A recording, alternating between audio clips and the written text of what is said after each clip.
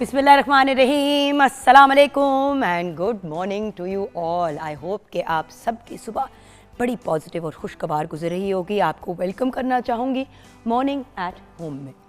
Viewers, हम अल्फाज क्या बोलते हैं उनकी ज़रूर एक अहमियत और एक वैल्यू होती है, लेकिन मैं ये सोच ज़रूर रखती हूँ कि अल्फाज से ज़्यादा हमारा अमल जो है वो बोलता है, यानी कि actions speak louder than words. ये एक ऐसी टर्म है जो बड़े अरसे से हम सब सुनते आ रहे हैं। अंग्रेज़ी की टर्म है, लोग बार बार कहते हैं कि भाई एक्शंस जो हैं वो बड़े ज़रूरी हैं। मेरी एक दोस्त है, उसकी जब रिसेंटली डिवोर्स हुई तो उसके हस्बैंड ने उसे 2-3 दफ़ा कहा बिल्कुल टेल एंड पे कि भाई बात यह है कि तुम्हें पता तो है मैं तुम्हें प्यार करता हूँ। और क्योंकि हम उसके साथ ही थे इस टाइम पीरियड के दौरान, तो वो बार बार फ़ोन पे एक ही बात कहती थी कि आपके कहने में और आपके करने में बहुत फ़र्क है। आप ज़बान से तो बोलते रहते हैं कि मैं बहुत प्यार करता हूँ, लेकिन आपका कोई एक्शन, आपका कोई बिहेवियर ये नहीं मुझे शो करता कि आप एक्चुअली मुझसे प्यार करते हैं। आपने किसी स्टेज पे मेरे लिए आसानी नहीं पैदा की, हर स्टेज पे आपने मेरे लिए मुश्किलात पैदा की। मेरे अपनी फैमिली हो गई, ससुराली हो, बट मेन जो उसकी बात जो मेरे बार बार दिल को जाके लगी, क्योंकि जब भी वो अपने अब एक्स हस्बैंड से बात करती थी तो यही बात कहती थी कि जी आप आई लव यू तो कह देते हैं, कि आपको आई लव यू का मतलब पता है? हर वक्त आप घूम के कह रहे होते हैं मैं तुम्हें इतना प्यार करता हूँ, तो वो प्यार कहाँ है? मुझे नज़र क्यों नहीं आ रहा? मुझे महसूस क्यों नहीं हो रहा? सिर्फ मैं सुन रही हूँ ये words bar bar. So viewers, actions do speak louder than words. अगर आप बच्चों की बात करें तो हम बच्चों को हमेशा क्या बात कहते हैं कि बेटे सिर्फ सॉरी कहना काफ़ी नहीं है, सॉरी के बाद वो चीज़ फिर करनी भी नहीं है, यानी कि अपने अमल को आपने ठीक करना है। वर्बली तो व्यूअर्स हम हज़ार बातें करते हैं, डिफरेंट तरीक़ों से अपनी फीलिंग्स और सेंटिमेंट्स शेयर करते हैं, लेकिन जब तक हमारे एक्शंस उस चीज़ को नहीं शो करते उसकी कोई वैल्यू नहीं है। अब मैं इस बात को लेके जाना चाहूँगी काम और करियर और ज़िंदगी और अचीवमेंट्स की तरफ। पढ़ाई एक स्टेज आता है जिसमें बच्चे बच्चियाँ जब अपना मैट्रिक और एफए इंटरमीडिएट कर लेते हैं, या ओ लेवल्स ए लेवल्स कर लेते हैं, या आईबी कर लेते हैं, हाई स्कूल कर लेते हैं, जो जिस भी स्कूल के सिस्टम में हो, तो उसके बाद एक पॉइंट आता है जहाँ पे बच्चों ने सोचना होता है कि हमने अब क्या करना है। मैंने बहुत से ऐसे केसेस देखे हैं व्यूअर्स जहाँ पे स्कूल से ग्रेजुएट हुए कोई 22 या 23 बच्चे, तो सोचो 20 बच्चों ने एक क्लास में से अपना एफए मुकम्मल कर लिया। अब वो 20 बच्चों में से 10 या 12 बच्चे यूनिवर्सिटी कॉलेज की तरफ जाएंगे, बाकी के 8 प्लानिंग के ही फेज़ में रह जाएंगे। एक्सप्लेन करती हूँ। मैंने यूनिवर्सिटी या कॉलेज ज्वाइन करनी है, अब मैंने अपना एफए कर लिया है, बीए के लिए जाना है, आगे मास्टर्स के लिए जाना है। मैं डिस्कशंस कर रही हूँ, अम्मा अब्बा से भी बात कर रही हूँ कि जी मैंने करना है, मैं तो पढ़ाई, मैंने अब अपना बैचलर्स के लिए अप्लाई करना है। अच्छा, फिर ये भी बात हो रही है कि कौन सी स्कूल, कौन सी यूनिवर्सिटी में अप्लाई करना है, कौन से कॉलेज में अप्लाई करना है, उसकी क्या क्या रिक्वायरमेंट्स है। लेकिन फिजिकली आप कोई काम नहीं कर रहे जिससे आप अपने उस गोल या जो भी आपने चीज़ सोची आप उसके करीब पहुँचे। आप बोलते चले जा रहे हैं लेकिन आप कर कुछ नहीं रहे। लो जी, यूनिवर्सिटी की डेडलाइन भी गुजर गई अप्लाई करने की, और यूनिवर्सिटी ज्वाइन करने की भी डेडलाइन निकल गई, लेकिन जो बंदा सिर्फ अल्फाज पे तवज्जो देता है, बातों पे तवज्जो देता है, वो घर पे बैठा रह गया। और जिस इंसान ने बातों से ज़्यादा अमल के ऊपर फोकस किया, यानी कि जिस बच्चे ने गुफ्तगुओं से कम ज़्यादा तवज्जो इस बात पे दी कि ग्रेजुएशन से पहले ही, एफए से पहले ही सोचना शुरू कर दिया कि जी कौन कौन सी यूनिवर्सिटी में कहाँ कहाँ पे अप्लाई किया जा सकता है, उसकी एप्लीकेशन फॉर्म्स भरना, डिफरेंट जगहों पे भेजना। इवन अगर किसी जगह को आप नहीं भी अफोर्ड करते तो वहाँ पे अप्लाई करना कि शायद स्कॉलरशिप मिल जाए। उसके बाद फिर उस यूनिवर्सिटी को एक्चुअली ज्वाइन करना और क्लासेस को अटेंड करना, किताबें खरीदना, वो सारे काम करना जो उससे रिलेटेड हैं। क्योंकि स्कूल इवन एफए के स्टेज तक तो माँ बाप आपकी सारी चीज़ें कर देते हैं, लेकिन इंटरमीडिएट के बाद जब आप बैचलर्स की तरफ जाते हैं तो माँ बाप भी आपको कहते हैं कि बेटे अपनी बुक्स, कुछ चीज़ें, अपने मामलात, सारी चीज़ें अब आप खुद हैंडल करें। फीस तक माँ बाप बच्चों के हाथ में पकड़ा कहते हैं कि बेटा जाके आप दे आना। सो बातों से कख नहीं होता। इसी तरह अब आ जाते हैं काम की तरफ। 2 दोस्त हैं, आपस में डिस्कशन कर रहे हैं। एक दोस्त कह रहा है कि यार मैंने ना अपनी बिज़नेस शुरू करनी है, मेरे बड़े प्लान्स हैं, मैं सोच रहा हूँ मैं ये करूँगा, मैं वो करूँगा। अच्छा, उसने खाने की बिज़नेस बनानी है। इस साइड पे एक और दोस्त है, वो खाने की, और एक बंदा है वो अपना आईटी का ऑफिस खोलना चाह रहा है और अपनी आईटी की बिज़नेस करना चाहता है, एआई सर्विसेज देना चाहता है। अब दोनों की गुफ्तगू चल रही है। जिसने बेसिकली फूड बिजनेस कर लेते, जिसने अपनी फूड बिजनेस स्टार्ट करनी है वो बातें करता जा रहा है कि मैंने रेस्टोरेंट खोलना है, मैं ये करूँगा, मैं वो करूँगा, उस रेस्टोरेंट में ये खाना होगा, वो खाना होगा। दूसरी तरफ IT वाला बंदा है जो उसी का दोस्त, बेस्ट फ्रेंड्स है, वो अपना प्लान डिस्कस तो कर रहा है अपने दोस्त के साथ, लेकिन डिस्कशन से ज़्यादा उसकी तवज्जो इन चीज़ों पे है कि किस तरीके से वो अपने काम को शुरू करे, मुख्तलिफ IT कंपनीज़ के पास जाना, जानने वाले जो IT की फील्ड से रिलेटेड हैं उनसे मशवरे लेना, बातें करके बातों के साथ साथ अमल करते करते करते वो अपना AI IT से रिलेटेड दफ्तर खोल लेता है। और रेस्टोरेंट बनाने वाला बातों में इतना मसरूफ़ कि उसको टाइम ही नहीं मिला कि वो कोई रिसर्च करे। फ़र्क एक कामयाब और एक नाकाम इंसान में यही होता है कि आपकी इम्प्लीमेंटेशन, आपने ऑन ग्राउंड जाके क्या किया। शेख चिल्ली की तरह क्या आपने सिर्फ बातें कर करके प्लान्स बनाए, या फिर बातें चले कितनी भी कर ले व्यूअर्स, मैं तो कहती हूँ कि देखिए डिस्कशन करके मशवरा लेके चीज़ों को करना चाहिए, अच्छी बात है। पिछले दिनों हम बात कर रहे थे अबाउट ज़िंदगी को हमें किस तरीके से जीना चाहिए, क्या क्या पॉजिटिव चीज़ें अपनी लाइफ के अंदर लेके आनी चाहिए। तो उनमें से एक बड़ी इंपॉर्टेंट चीज़ ये है कि आप जो कहते हैं उसको लिमिट करें। यानी कि अगर आपका कोई प्लान है, आप कोई चीज़ करना चाहते हैं, ज़रूर अपने करीबी 2-3 लोगों के साथ शेयर करें, लेकिन सारा वक्त उन ख्वाबों में गुजारना। शेख चिल्ली की कहानी क्या थी कि मतलब कहानी शुरू हुई एक मतलब आई थिंक मुर्गी के अंडे से, फिर वो अंडे से फैसला किया कि भी उस अंडे को के अंदर से चूज़ा निकलेगा, चूज़ा फिर मुर्गी बनेगा, फिर वो और अंडे देगा, फिर वो और अंडे जो, अच्छा और ये सारा कुछ नहीं, आई थिंक दूध का शेख चिल्ली क्या स्टोर में, हमारे साथ शेफ़ नूर है, उनसे जानते हैं, उनको ये सारी बातें पता होती है। अस्सलाम वालेकुम शेफ़ नूर। वालेकुम सलाम। अच्छा शेफ़ नूर, मुझे एक बात बताएं, शेख चिल्ली की कहानी कहाँ से शुरू होती है?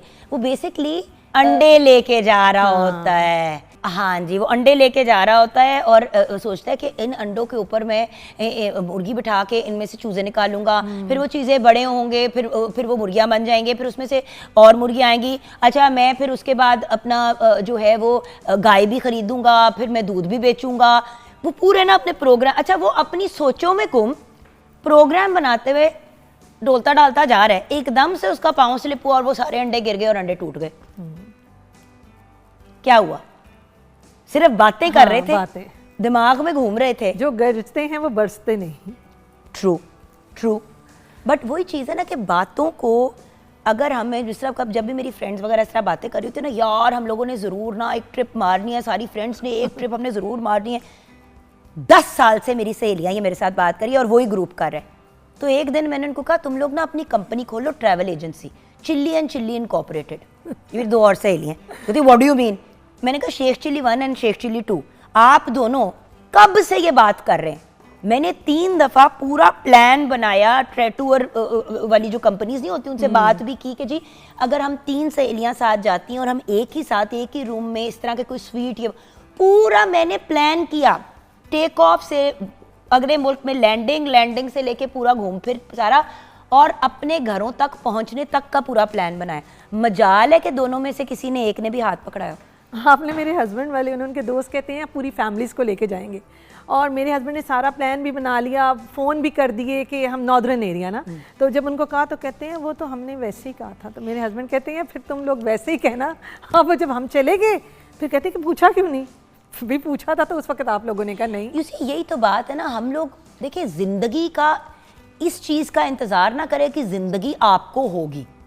आपकी ज़िंदगी है, आपने उसको जीना है, उसको बेहतरीन अंदाज में जिए और बातें कम करें और फिजिकल इम्प्लीमेंटेशन ज़्यादा करें। जी शेफ नूर, आपका ओपिनियन? मेरे ख्याल में जो मतलब बातें कम करें और अमल ज़्यादा करें, क्योंकि देखें आप प्रैक्टिकल लोग आपका देखते हैं, आपकी बातें नहीं सुनते। लेकिन अमल करने से लोग क्यों डरते हैं? मैं इसके बारे में कल सोच रही थी कि देखिए हम कह रहे हैं बातें कम करें, अमल ज़्यादा करें, तो वो बातों और अमल करने में क्या प्रॉब्लम आती है जो आप अमल तक नहीं पहुंच पाते, और वो होता है डर, मैं भी खौफ। जाहिर जैसे मैंने कहा ना बीच में, तो हम सब के जहन में वही वाली बात आई कि अगर लॉस हो गया तो क्या करेंगे, अगर मैं फेल हो गया तो, अगर यूनिवर्सिटी की फीस नहीं पूरी दे पाए अम्मा अब्बा तो। मेरा पॉइंट ये होता है कि देखें ट्राई तो करें। हाँ जी, ट्राई तो करें, तो अल्लाह ताला रास्ते निकालता है।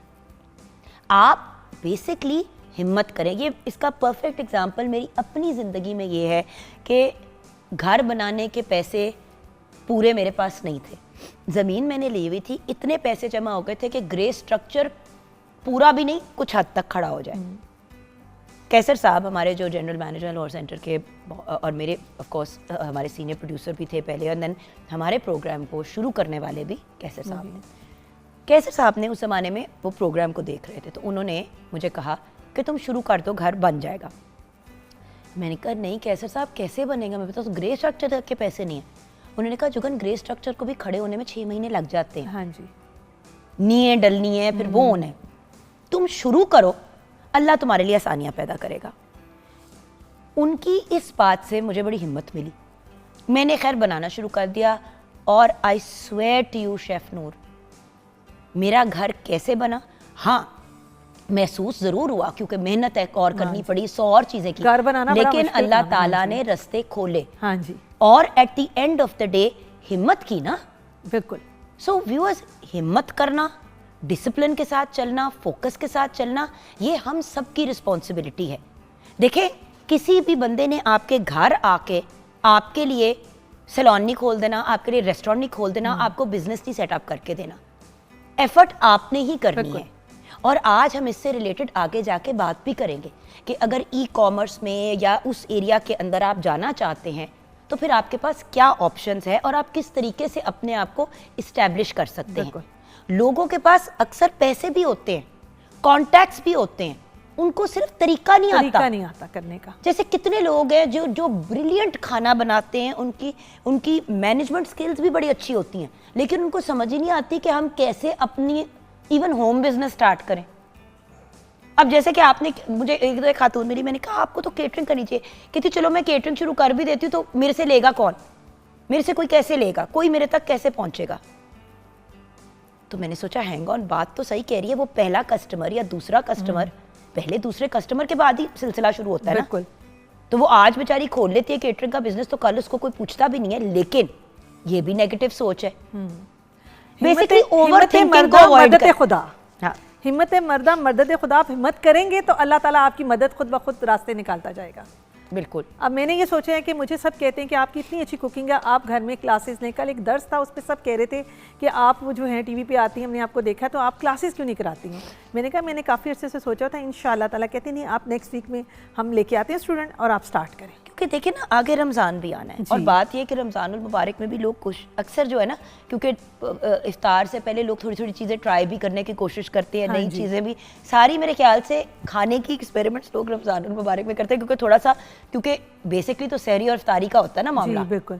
तो जो 3 वक्त का खाना और नाश्ते वाला अमल सारा हुआ, तो थोड़ा सा क्योंकि टाइम भी होता है, तो इबादत से हट के लोग ज़रूर उसके अलावा भी ट्राई करते हैं कि नई नई चीज़ें ट्राई करें। तो जैसे कि रमज़ान मुबारक से पहले आप क्लासेस अनाउंस करें, राइट। आप लोगों के लिए भी व्यूअर्स ये एक बेहतरीन मशवरा है। देखिए, उनको किसी ने आके कहा, वो उस बात को इग्नोर भी कर सकती थी।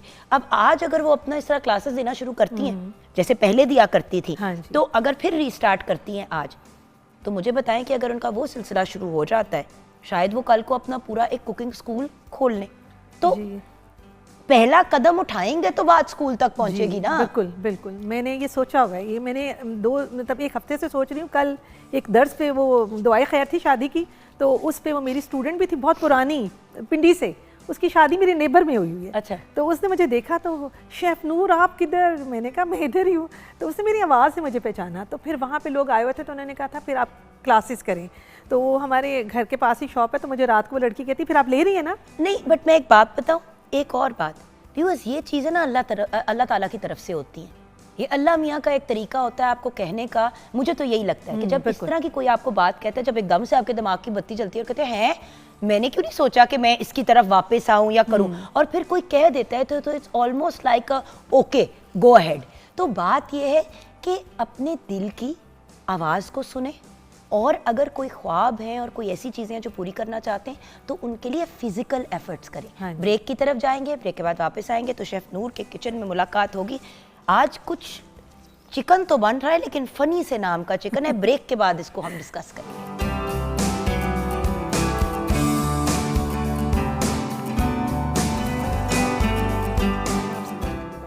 जी हाँ, welcome back from the break viewers. हम आ गए हैं शेफ नूर के किचन में। शेफ नूर, 2 तवानुमा पैन आपने रख दिए और आग भी जला दी है नीचे। जी। तो आज हम क्या बनाने जा रहे हैं? चिकन क्या? चिकन फुफ्फो, चिकन खाला, चिकन आंटी, क्या नाम है इसका? इसका नाम है जी इफ़ा चिकन। इफ़ा चिकन क्या आजकल ये मिडिल ईस्ट में ये रेसिपी बहुत वायरल है। वो जो हम जो आजकल रील्स पे भी देख रहे हैं, टिकटॉक पे, ये वो है जी, वो है। अच्छा, तो मैंने कहा अपने व्यूअर्स को भी सिखाना चाहिए आज। अच्छा, तो इसकी इतनी खास बात क्या है? ये क्यों इतना वायरल हुआ है? ये मिडिल ईस्ट में बन रहा है। इसमें होता क्या क्या है? इसमें जी ये मतलब ये सर्व कैसे होता है? क्योंकि मैं बॉइल्ड अंडे भी देख रही हूँ, मैं लहसुन भी देख रही हूँ, ये तो गार्निशिंग के लिए हमारा, ये चीज भी है जी, मेयोनीज भी है, क्रीम भी है, ये हमारी सॉस बनेगी दूध के साथ। अच्छा, ये सॉस है। उसके एंड पे जब हमारा चिकन बिल्कुल ग्रिल हो जाएगा, उसके बाद हम ये सॉस ऊपर डालेंगे और इसी पैन में सर्व कर देंगे। ओके जी। अगर आप डिश में करना चाहते हैं, बड़ा आपके पास बड़ा प्लेटर है। लेकिन मेरा एक सवाल है कि देखो चिकन कुक हो जाएगी पूरी इसी के ऊपर? जी जी बिल्कुल हो जाएगी। तो कवर करेंगे हम उसको? क्या करेंगे? जी जी, 2 से कवर करेंगे ताकि थोड़ा सा वो ढक्कन से कवर करेंगे, बड़े वाले कलर आ जाए। और उसके बाद हम इसको चले जी, हम फिर अपने भांडों के ढक्कन भी निकालते हैं। और साथ साथ आप जरा सबसे पहले ना रेसिपी की तरफ आ जाए और मुझे साथ साथ बता दें कि मैंने क्या करना है। चलो जी, एक तो ये हो गया, दूसरा भी मुझे चाहिए होगा ऑयल डाल के इनको मैंने ग्रिल करना है, राइट? चलिए, थोड़ा और डालें, थोड़ा और डालें। ठीक है, दोनों के ऊपर डाल के मैं वो शुरू कर देती हूँ ग्रिलिंग। आप तब तक ऐसा करें कि हमारे इंग्रेडिएंट्स बता दें, क्योंकि हम गप्पे लगाते रहते हैं और हमारे इंग्रेडिएंट्स रह जाते हैं, फिर हमें डांटे भी। बिल्कुल। हाँ जी, मुर्ग का गोश्त चाहिए हमें 1 किलो। हम इसके 4 पीसेस कराएंगे। मैंने सारे लेग और थाई लिए हैं, क्योंकि ये ज़रा लेग और थाई का ज़रा जूसी भी होते हैं और ज़्यादा ज़रा कुक होकर अच्छे लगते हैं। अगर आप चेस्ट पीस भी लेना चाहिए, आपकी अपनी मर्जी है। ठीक है जी। ये 1 किलो हमें इसके 4 पीसेस करने हैं। सिरका जी 1/4 कप, नमक है हस्बे जायका, और सुर्ख मिर्च 1 चाय का चम्मच है, ज़ीरा पाउडर 2 चाय के चम्मच है, गरम मसाला पाउडर 1 चाय का चम्मच है, पेपरिका पाउडर 1 खाने का चम्मच है, चिकन पाउडर 2 चाय के चम्मच है, नींबू का रस 2 खाने के चम्मच है, दही 1 कप, लहसुन अदरक की पेस्ट 2 खाने के चम्मच। ये आपने बिल्कुल फ्रेश यूज़ करनी है लहसुन अदरक की पेस्ट। और काली मिर्च पाउडर 1 चाय का चम्मच है, धनिया पाउडर 2 चाय के चम्मच है, हल्दी आधा चाय का चम्मच है। इसको सबसे पहले हमने कट लगा के और नमक और सिरका डाल के हमने इसको 2 घंटे के लिए पानी में डिप कर देना, ताकि इसका ब्लड और सारा जो अक्सर अब ये टिक्का कभी खाने जाएं तो आप इसको प्रिक करते हैं, तो तोड़ते हैं तो उसमें से ब्लड निकलता है। हाँ। तो वो सारा ये जो है ना धो के आपने इसको ना सिरके वाले पानी में डालना है, 2 घंटे पड़ा रहे, उसके बाद आपने स्ट्रेनर में डालना है, फिर आपने धोना नहीं है। और उसके बाद इसका पानी सारा स्क्वीज हो जाएगा, सारा ड्राई हो जाएगा। तो दही में हम सारे अपने ये मसाले डालेंगे और डाल के और अच्छे तरीके से इसको मसाज करेंगे। और मसाज करके मतलब अब हम मुर्गी की मालिश करेंगे? हाँ जी। अच्छा जी, चलिए। और फिर इसको हमने ओवरनाइट जो है, अगर आपके पास परसों 2 दिन पहले भी अगर आप इसको मैरिनेट कर देंगे तो कोई ऐसी बात नहीं है। ठीक है जी, आप इसको मैरिनेट कर दें। और उसके बाद आपने मुझे क्या कहा था ब्रेक में कि 5 ने फिट ही नहीं आना, तो एने वड्डे तुसी कुकर दी लत्ता ला लायो। अच्छा, ये इतने बड़े बड़े पीसेस ही होते हैं? जी, इतने बड़े बड़े ही होते हैं, क्योंकि ये अभी थोड़े सा ग्रिल होके भी थोड़े जरा स्ट्रिंग होंगे। अच्छा, लेकिन मैं एक बात कहूँ, देखो रेस्टोरेंट के पॉइंट ऑफ व्यू से तो शेफ आप बिल्कुल सही कह रही हैं, घर में आप 2 कर सकते हैं। लेकिन जब आप घर की बात करते हैं ना, तो रेस्टोरेंट में तो वैसे ही आपको पता है कि एक जरूरत से ज्यादा ही आपको खाना दिया जाता है। तो हमें कोशिश ये करनी चाहिए कि हम जैसे कि ये इतना बड़ा पीस अगर आप खाएंगे तो एक मर्द के लिए that's more than enough, but एक फीमेल के लिए जरा सा शायद ज्यादा हो सकता है। तो हम इसको घर में अगर बना रहे हैं तो थाई और लेग अलग अलग कर लें, और पक भी जल्दी जाएगा, जल्दी पक जाएगा। हाँ जी, अगर खाली थाई बनाना चाहते हैं खाली थाई बना लें, खाली लेग बनाना चाहते हैं खाली, आपकी अपनी मर्जी है। लेकिन चूंकि हमने एक वो रेस्टोरेंट स्टाइल जैसा हमने सिखाना है, तो इसलिए हम इसको ये कर रहे हैं। ये जी हमारा जब ग्रिल होगा और चिकन बिल्कुल अच्छे तरीके से गल जाएगा और इसकी जो सॉस है बिल्कुल ड्राई हो जाएगी, ये जो इसका मसाला है, और उसके बाद हम इसकी सॉस बनाएंगे। ये हमारे पास है जी चेडर चीज़ है जो 1/2 कप है, इसको क्यूब में काट लेना है। क्रीम आधा कप है, मायो आधा कप है, दूध 1/3 कप है, अंडे 2 अदद हैं। इसकी हमने वाइट यूज़ करनी है, इसकी योक हमने यूज़ नहीं करनी, वाइट हमने योक निकाल दी है और वाइट हम इसको यूज़ करेंगे। ठीक है जी। और लहसुन जो है वो 1 पूरा पल्ब है, नमक हस्बे जायका है। ब्लेंडर में डाल के सब चीज़ों को ब्लेंड कर लेंगे और इसकी एक थिक सॉस बन जाएगी वो। और अच्छा, उसके तो ये बाद ब्लेंडर में डाल के हमने ब्लेंड हाँ जी, तो और उसके बाद जब चिकन आपका बिल्कुल रेडी हो जाएगा तो इस पे मैंने क्या क्या डालना है? ये चेडर चीज़ है, नॉर्मल रेगुलर चेडर चीज, राइट? और ये हमारा गार्लिक है। अच्छा, मैं समझी शायद हमने गार्लिक को ना वो करना है, फ्राई करना है या कुछ। अच्छा, ये इसकी एग वाइट है और ये इसमें से मैंने योक निकाल दी, ठीक है जी, निकाल दी। हाँ जी। और ये हमारे पास मायो है,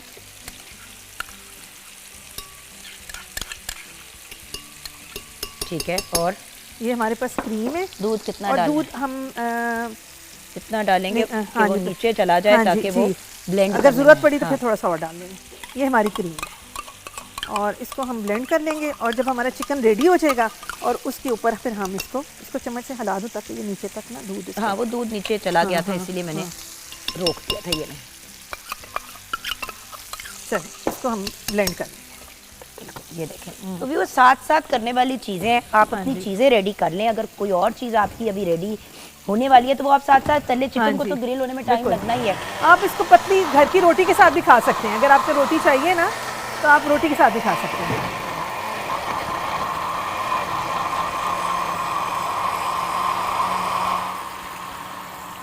ये हम साथ साथ ब्लेंडिंग भी कर रहे हैं। इसको थोड़ा सा ना, वो तो वैसे गया, हाँ। लेकिन हम इसको हम थोड़ा बिल्कुल सा इसको बिल्कुल पेस्ट बनानी है क्योंकि सॉस ऊपर लगेगी। हाँ। थोड़ा सा आप मुझे अगर दूध दे देंगी ना तो उसमें थोड़ी सी थिकनेस कम हो जाएगी।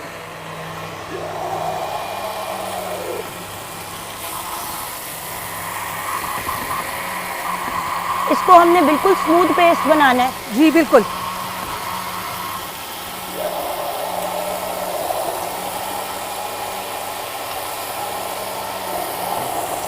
दूध तो भाई सारा ही इस्तेमाल हो गया।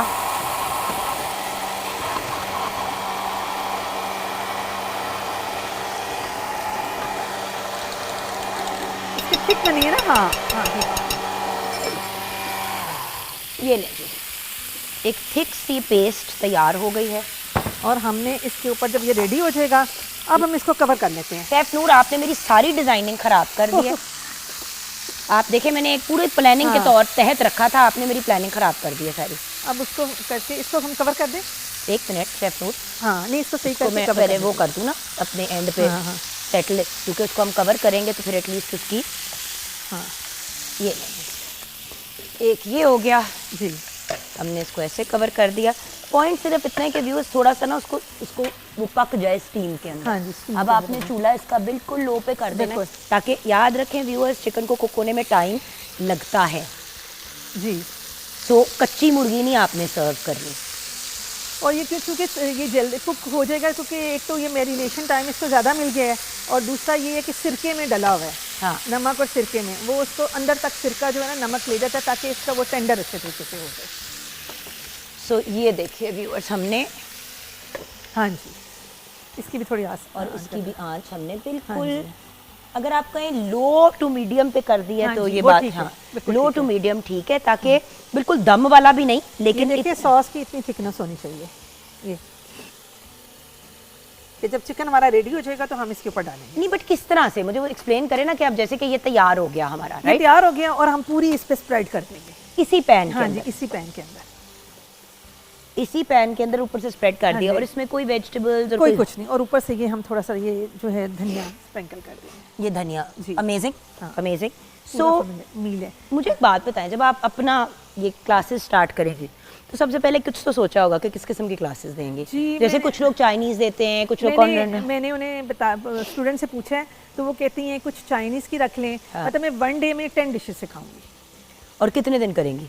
मैं मतलब जैसे जैसे वो स्टूडेंट फिर आगे डिमांड करेंगे जो मैं उनके बताऊंगी, आप अपनी कोई बता अच्छा, दें। यानी कि आप 1 डे क्लास करती हैं? हाँ 1 डे नहीं, मैं अगर कोर्स को करना चाहे वो भी कराऊंगी, लेकिन मैं 1 डे, वो सारे कहते हैं कि टाइम इतना होता नहीं है, 1 डे ज़्यादा अच्छी है। नहीं शेफ नूर, आई डिसएग्री। देखिए, खाने का और खाने की टेक्निक्स और बहुत सी चीज़ें जो हैं, आपको पता है, बंदा तभी अंडरस्टैंड करता है जब 2, 3, 4 दिन। मेरा, मैं तो आपको यही रेकमेंड करूँगी कि आप वीकेंड का या तो पूरा कोर्स करें कि जुम्मा, हफ्ता, इतवार। अच्छा, अगर ख़वातीन वीकेंड पे बिजी होती हैं तो ड्यूरिंग द वीक का आप 2-2, 3-3 घंटे का वो टाइम रख लें जो सबको सूट करता है। बट क्योंकि देखिए, आप मुझे खुद बताएं, 10 डिशेस, हम एक डिश यहाँ पे बनाते हैं, उस डिश की व्यूअर्स को समझ आती है। अगर हम 10 डिशेस एक दिन में बनाएंगे, क्या समझ आनी है किसी को? मैंने रेसिपी मैंने अपनी कराई हुई है ना, शादी से बाद भी, घर पे भी, और 1 डे जैसे, और मतलब हांडीज़ की है तो टोटल हांडीज़ हैं, डिफरेंट टाइप ऑफ हांडी। अच्छा, मैं तो यही कहूंगी क्योंकि जो मैंने जो आजकल जो नहीं बस ठीक है, फिर आपसे मैंने 3 डे कोर्स, लेनी है ना, जैसे मैं कहूँ ना कि 3 डे कोर्स होना चाहिए। हाँ। अगर आप 3 डे कोर्स करेंगे ना तो उसमें फिर जिस तरह 3 डिशेस, 3 डिशेस करके ताकि लोग भी उसमें इन्वॉल्व हो सकें। 10 डिशेस आप अगर 6 घंटे में भी करती है ना तो आप बंदा खुद कंफ्यूज हो जाता है। ठीक है, मैंने आपसे ये सजेशन लेनी थी, अभी मैंने 2-3 चीजें और भी आपसे पूछी। बिल्कुल सही है, बिल्कुल सही है। बट ये एक बहुत अमेजिंग काम है जो आप सोच रही हैं। और बल्कि अभी ब्रेक के फौरन बाद ना जो हमारे पास गेस्ट आएंगे आप उनके साथ शेयर कीजिएगा कि आप क्या करना चाह रही हैं। एक्चुअली हमने इन लोगों को, हमने ये जो सेशन रखा है वो इसीलिए रखा है, उन लोगों के लिए रखा है जो कब से बातें कर रहे हैं और सोच रहे हैं कि कुछ करना है लेकिन फिजिकली नहीं कर पा रहे। आज हम आपको स्टेप बाय स्टेप बताएंगे, आइडिया से लेके इम्प्लीमेंटेशन तक, और इम्प्लीमेंटेशन के बाद किन चीज़ों का ख्याल रखना है, ये सब चीज़ें हम गाइड करेंगे। तो बल्कि जब हम उनसे डिस्कशन कर रहे होंगे तो सबसे पहली केस स्टडी आपको प्रेजेंट करेंगे। आप अपना केस बताएं, वो आपको गाइड करेंगे कि आप कैसे लेके चलें। और इसी तरह व्यूअर्स, आपके भी अगर कोई सवाल, कोई सजेशंस या कोई मामलात हैं, मेरे पास बहुत से अभी क्वेश्चंस लिखे हुए हैं जो आप लोगों ने ही पूछे हैं over the past few months. हम लोग अपने डीएम को मॉर्निंग एट होम का जो हमारा फेसबुक का पेज है उसके ऊपर हम लोग रेगुलरली चेक करते हैं आपके मैसेजेस वगैरह। सो जब आपके कोई ऐसे सवाल हों या क्वेश्चंस हों ज़रूर शेयर करें। हम अभी छोटी सी ब्रेक की तरफ बढ़ेंगे। ब्रेक के बाद जब हम वापस आएंगे तो हम डिस्कस करेंगे कि किस तरीके से हम एक सक्सेसफुल बिजनेस स्टार्ट कर सकते हैं, लेकिन सक्सेसफुल से पहले शुरू कैसे करना है। वो जो कहते हैं ना कि ये तो हम सबको पता है कि घर बनाने के लिए सबसे पहले ग्राउंड ब्रेकिंग होती है, यानी कि मिट्टी खोदी जाती है, राइट, नींव भरनी पड़ती है। लेकिन बिजनेस ऐसी चीज है कि अगर आपने और आपकी फैमिली ने कभी बिजनेस नहीं किया तो आपको जीरो भी नहीं पता होता उसका। सो इस गाइडेंस के पॉइंट ऑफ व्यू से हमारा नेक्स्ट सेगमेंट है। मेरी बहुत ख्वाहिश है कि आप लोग गौर से भी सुने और अपनी फीडबैक भी हमारे साथ शेयर करें और अपने क्वेश्चंस भी। छोटी सी ब्रेक के बाद वापस आएंगे, आप हमारे साथ रहिएगा।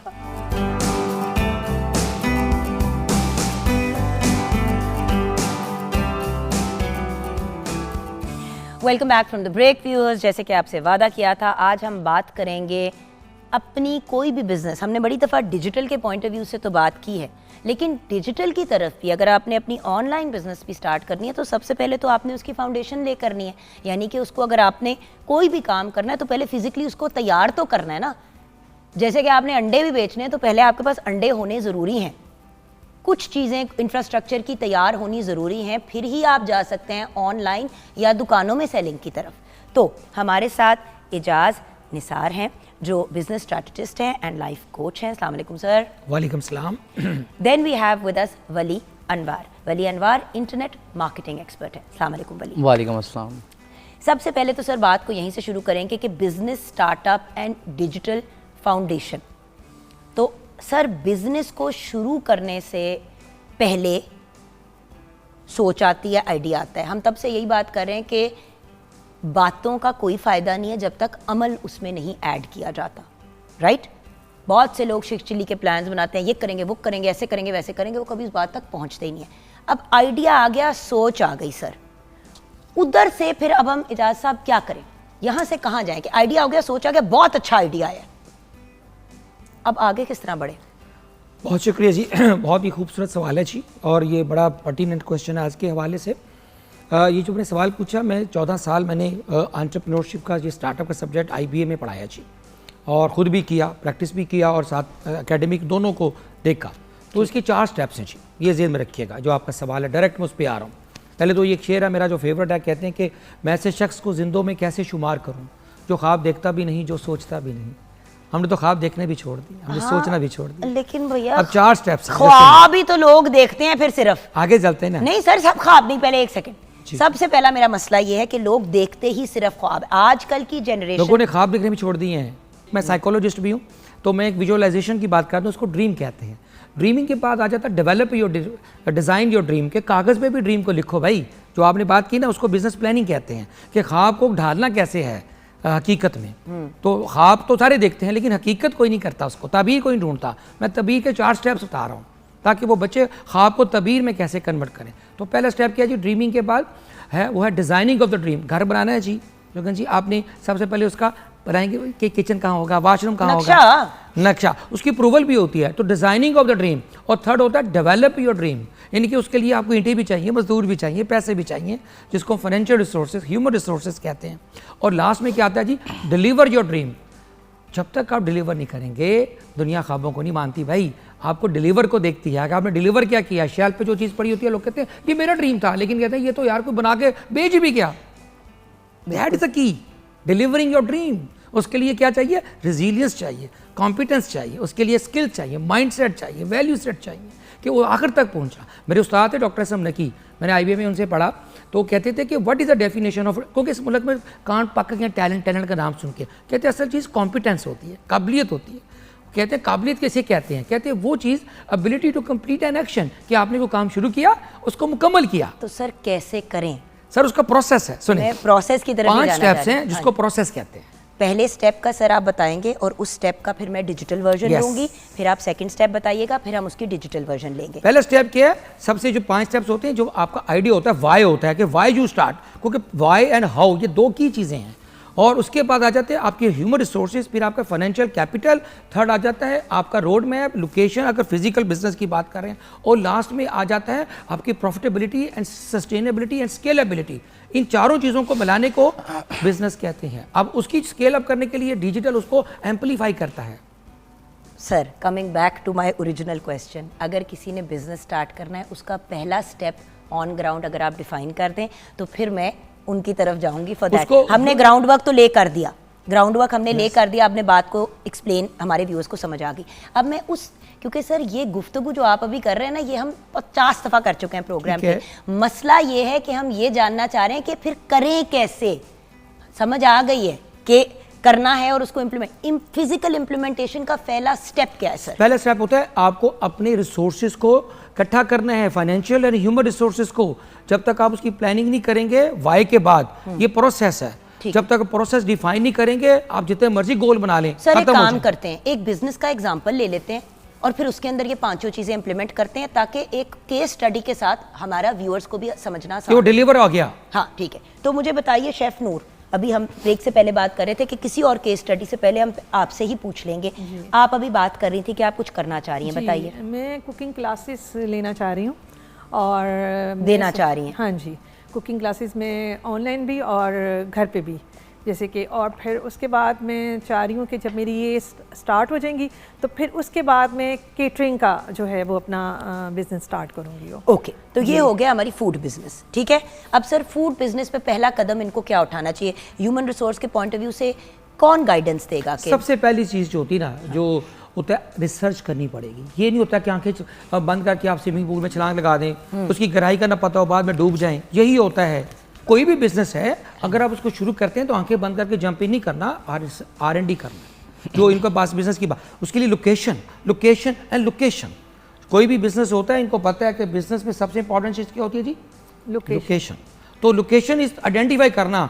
आपको पता है कोई भी बड़ा ब्रांड, वो जब कोई अपना आइडेंटिफाई करके अपना आउटलेट बनाता है तो सबसे पहले R&D करता है कि इसका पॉकेट साइज क्या है जहाँ के लोगों का, रहने वालों का। तो R&D में पता चलेगा। इसके बाद आपने उसकी लोकेशन के बाद आपने उसको ह्यूमर, क्योंकि स्किल्ड वर्कर नहीं मिलते आजकल, सबसे बड़ा प्रॉब्लम है ये, शेफ नहीं मिलता अच्छा। बट खैर वो खुद एक शेफ है, तो ह्यूमन रिसोर्स पहली तो उनके पास ऑलरेडी अवेलेबल है खुद। तो ये जो असल चीज़ क्या है, फाइनेंसिंग है, क्योंकि आपके पास आइडिया बहुत अच्छा है, लोकेशन भी ढूंढ, यानी कि अगर आपको बैंक से फाइनेंसिंग मिल जाए तो उनसे, या फिर अगर आपके पास अपने पैसे अपनी इक्विटी होती नहीं है, बहुत कम होती है। अगर ये आपको उन्होंने फाइनेंशियल मैनेजमेंट करनी है, क्योंकि पाकिस्तानियों के पास फाइनेंशियल वो होती है ना, वो तजर्बा नहीं है कि अपनी कैश फ्लो कैसे। आपको जो सवाल का डायरेक्ट जवाब दूंगा, जिंदगी में जितने बिजनेस खत्म होते हैं, तबाह होते हैं, वो कैश फ्लो मैनेजमेंट, मिसमैनेजमेंट से होते हैं। बिल्कुल सही, क्योंकि लोग पता है क्या करते हैं शेफ नूर, ये तो मेरे अपने साथ हो चुका है। मैंने सैलून भी खोल लिया, रेस्टोरेंट भी एक ही टाइम पे खोल लिया, और फिटनेस स्टूडियो भी। नो डाउट कोविड आया, उससे तो एक असर पड़ा, लेकिन मैंने 6 महीने के हर बिजनेस के लिए पैसे नहीं रखे हुए थे रनिंग के लिए। सबसे बड़ा भंड ये था, मुझे एक शुरू करनी चाहिए थी और सारे के सारे रिसोर्सेज उसके अंदर पुट करके चीज़ को करना चाहिए था। मैंने क्या किया कि तीनों एक साथ स्टार्ट कर दी, और वही वाला इशू आया कि at the end of the day जब क्राइसिस आया तो कैश खत्म हो गया।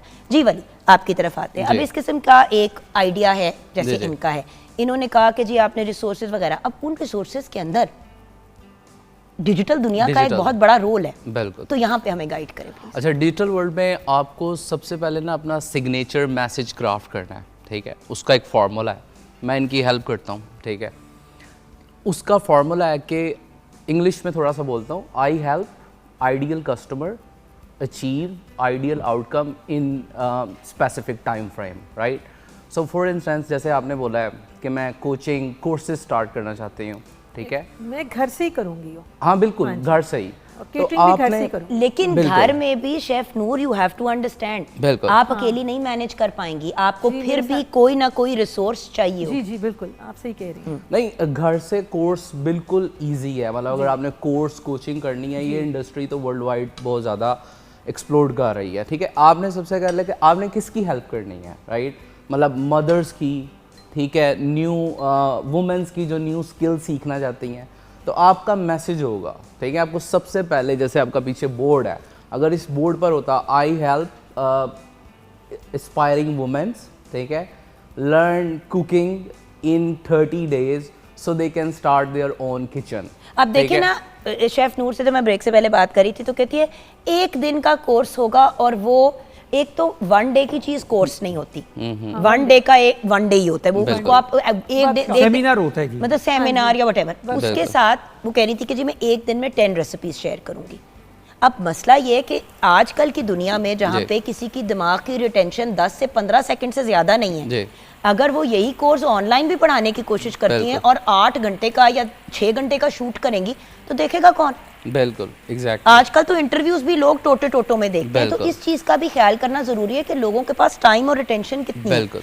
20 साल पहले की बिजनेसेस सर आज इंप्लीमेंट नहीं होती। बिल्कुल। जिन्होंने अपने आप को चेंज किया वो चल रही हैं, जिन्होंने नहीं किया वो बंद हो गए। इसको इनोवेशन कहते हैं। बिल्कुल बिल्कुल। बिल्कुल। इनोवेशन के बगैर मैं एक जुमला बोलता हूँ, आजकल की वर्ड है फॉर ये जो आपने सवाल किया, वो है डिसरप्टर। यानी कि वो जो सोच थी पुरानी, जैसे पहले ठेला लगाते थे, अब वो जाके डिजिटली वो करके वो एयरबीएनबी बना रहे हैं, वो एप्लीकेशन डेवलप किया, वो दुनिया को मतलब एक स्केल अप करें, वो बिलियंस जो होता है बिग थिंकिंग जिसे कहते हैं, सोच बड़ी नहीं है, वो उधर ही रह गए। पाकिस्तानी जो बिजनेसमैन है वो बड़े नहीं होते। पाकिस्तानी पता है कि पाकिस्तानी बिजनेसमैन जो होते हैं वो इंटरनेशनल ग्लोबल बिजनेस नहीं बन पाते। दैट इज, मैं नाम नहीं लूंगा, दैट इज अ की कि हमें बड़ा सोचना है, थिंक बिग। अब मुझे ये बताइए कि नेक्स्ट स्टेप क्या है? आपने कहा ह्यूमन रिसोर्स ये चीज़ें आपके पास होनी ज़रूरी है, आपने कहा कि एक सर्टन थॉट और माइंड फ्रेम को करना है, बट इस स्टेज पे क्या इनकी सोशल मीडिया हैंडल्स और चीज़ें भी बनाई जाएंगी या ये बाद में बनेगी? एग्जैक्टली, फर्स्ट मैसेज बन गया, ठीक है। और जो सबसे आइडियल वे है स्टार्ट करने का सोशल मीडिया पे, वो आपकी खुद की अपनी फेसबुक या इंस्टाग्राम प्रोफाइल है, राइट। ठीक है, यानी कि अपने ही सोशल मीडिया पे आप एक मामले को एटलीस्ट फीलर तो ले लें। एग्जैक्टली, ठीक है। ये मतलब एक बिल्कुल ट्रू स्टोरी है। मतलब जब कोविड-19 आया था, सो सिमिलरली मैंने भी अपनी ही प्रोफाइल से फेसबुक की यही ऑनलाइन काम स्टार्ट किया था। मैंने स्किल लर्न की थी, फिर मैं ग्रुप में गया था, वहाँ पर किसी अमेरिकन ने बोला हुआ था कि मुझे ये पर्सन चाहिए, मैंने उसको मैसेज किया, उसने मुझे हायर कर लिया। सो लाइक अब 5 इयर्स हो गए हैं, मेरी अपनी ही फेसबुक की प्रोफाइल है और उसमें मैं वर्ल्ड वाइड लोगों से कनेक्ट हूँ और मेरे सारे कस्टमर्स अमेरिकन हैं। सो आइडियल स्टेप ये है कि आप अपनी खुद की फेसबुक प्रोफाइल से स्टार्ट करें। एजाज भाई, ये तो वही वाली बात हो गई, जिस तरह हम छोटे होते थे तो हमेशा जब लोग कोई बिजनेस शुरू करते थे तो कहते थे यार अपने जानने वालों को पहले बताओ। Exactly. तो बेसिकली फेसबुक और इंस्टाग्राम वही चीज़ हो गई बिल्कुल। कि अपने वर्ड ऑफ माउथ, बिल्कुल, यानी कि वर्ड ऑफ माउथ की आज भी बड़ी वैल्यू है, चाहे डिजिटल दुनिया में देखें या उस पर देखें, यानी कि रेपुटेशन भी मैटर करती है। मीडियम चेंज हो गया है, लेकिन जो कोर प्रिंसिपल है वर्ड ऑफ माउथ वो वहीं पर खड़ा है। तो सर वापस आ जाते हैं, अब सेकंड स्टेप क्या होगा? आपने चले लोन शोन ले लिया बैंक से या जो भी कर लिया, आपने अपने पैसे पूरे कर लिए, अब कितनी देर तक के पैसे जमा करें? देखिए, मिनिमम जो प्लान होता है ना किसी भी बिजनेस का, जिसको हम इंक्यूबेशन कहते हैं, जिसको अंडा होता है जो मुर्गी का 21 दिन लगते हैं तो वो अंडा से मुर्गी बच्चा आता है, इसी तरह बिजनेस की जो एक यूनिवर्सल जो साइकिल है वो कम से कम भी 6 महीने का आपका कैश फ्लो का प्लान होना चाहिए। जैसे कि मैंने अभी कहा ना सर, वही कि 6 महीने तक के मैंने पैसे नहीं जमा किए। हाँ, तो उससे वो आपका क्योंकि कैश फ्लो क्या है, वो ब्लड लाइन है। अगर ब्लड लाइन कट गई तो आपका बिजनेस जितना मर्जी अच्छी प्रोडक्ट है, जितनी अच्छी डिजिटल मार्केटिंग है, आप आउट हो जाएंगे। आप ना तो कोई चीज खरीद सकेंगे, ना ही उसके लिए पे कर इसको सकेंगे। कहते हैं रिसीवेबल और पेएबल को मैनेज करना है। ये असल में बिजनेस की लैंग्वेज है। बिजनेस की लैंग्वेज डिजिटल लैंग्वेज है, डिजिटल इसको कहते हैं। तो मैं अब एक लफ्ज़ बोलूँगा, जब ये आपने भाई ने बोली, वली भाई ने मैं एक लफ्ज़ बोलूँगा, मैं आज के सेशन में बच्चों को कहूँगा कि एक लफ्ज़ पकड़ लें, इसको सीख लें। आपकी प्रोडक्ट बहुत अच्छी, यस, आइडिया बहुत अच्छा, यस, रिसोर्सेज भी आ गए, यस, पैसे भी आ गए, यस, लेकिन अगर आपने ब्रांडिंग पे काम नहीं किया, दुनिया में ब्रांड्स 200 हुकूमत करते हैं, जो कि दुनिया चलाने वाले ब्रांड्स हैं, मैं नाम नहीं लूँगा ब्रांड्स का, मैं आपको कैलकुलेट कर दूंगा 200 ब्रांड पूरी दुनिया रन कर रहे हैं। पाकिस्तानियों में कितने ब्रांड्स बनाए हैं, दैट इज़ अ क्वेश्चन। मैं अपने बच्चों को कहूँगा अगर आप ब्रांड बनाने में कामयाब हो जाएं तो आपका बिजनेस 3rd 4th जनरेशन में जाएगा, वरना आप 4th हो गए तो ग्रेवयार्ड में जाएगा, बिजनेस आउट हो जाएगा। जिसको एजाज भाई हम कहते हैं व्यूअर्स जेनरेशनल वेल्थ, वो ब्रांडिंग से आती है, ब्रांडिंग से आती है। अब डिजिटल दुनिया में ब्रांडिंग कैसे करें, वली हम ये आपसे डिस्कस करेंगे छोटी सी ब्रेक के बाद। व्यूअर्स आप हमारे साथ रहिएगा।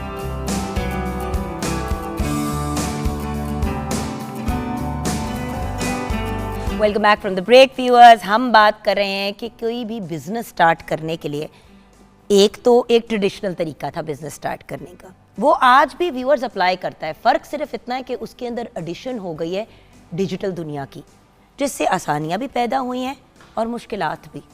अब एक ब्रांड है जो फिज़िकल उसकी बिज़नेस है, उसने कोई ऑनलाइन अपनी प्रेजेंस क्रिएट की, वो महीने के 10 लाख रुपए कमा रहे हैं। लेकिन उसी किस्म की बिजनेस एक बंदे ने दुकान भी खोली हुई और डिजिटल भी कर रहा है, वो 50 लाख कमा रहे हैं।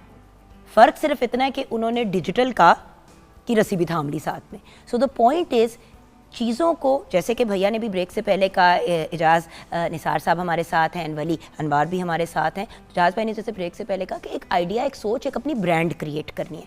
तो ब्रांडिंग के पॉइंट ऑफ व्यू से डिजिटल दुनिया में क्या स्टेप्स लेने चाहिए?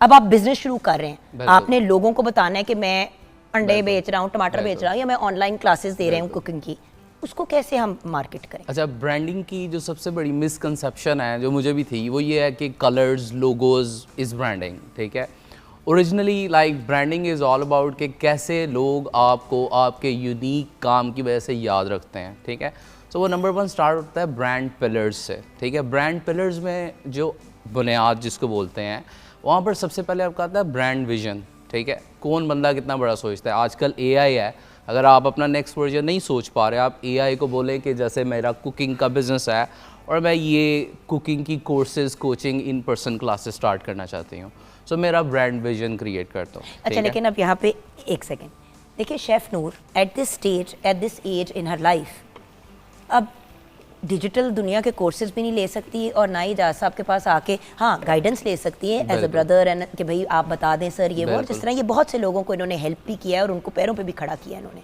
राइट?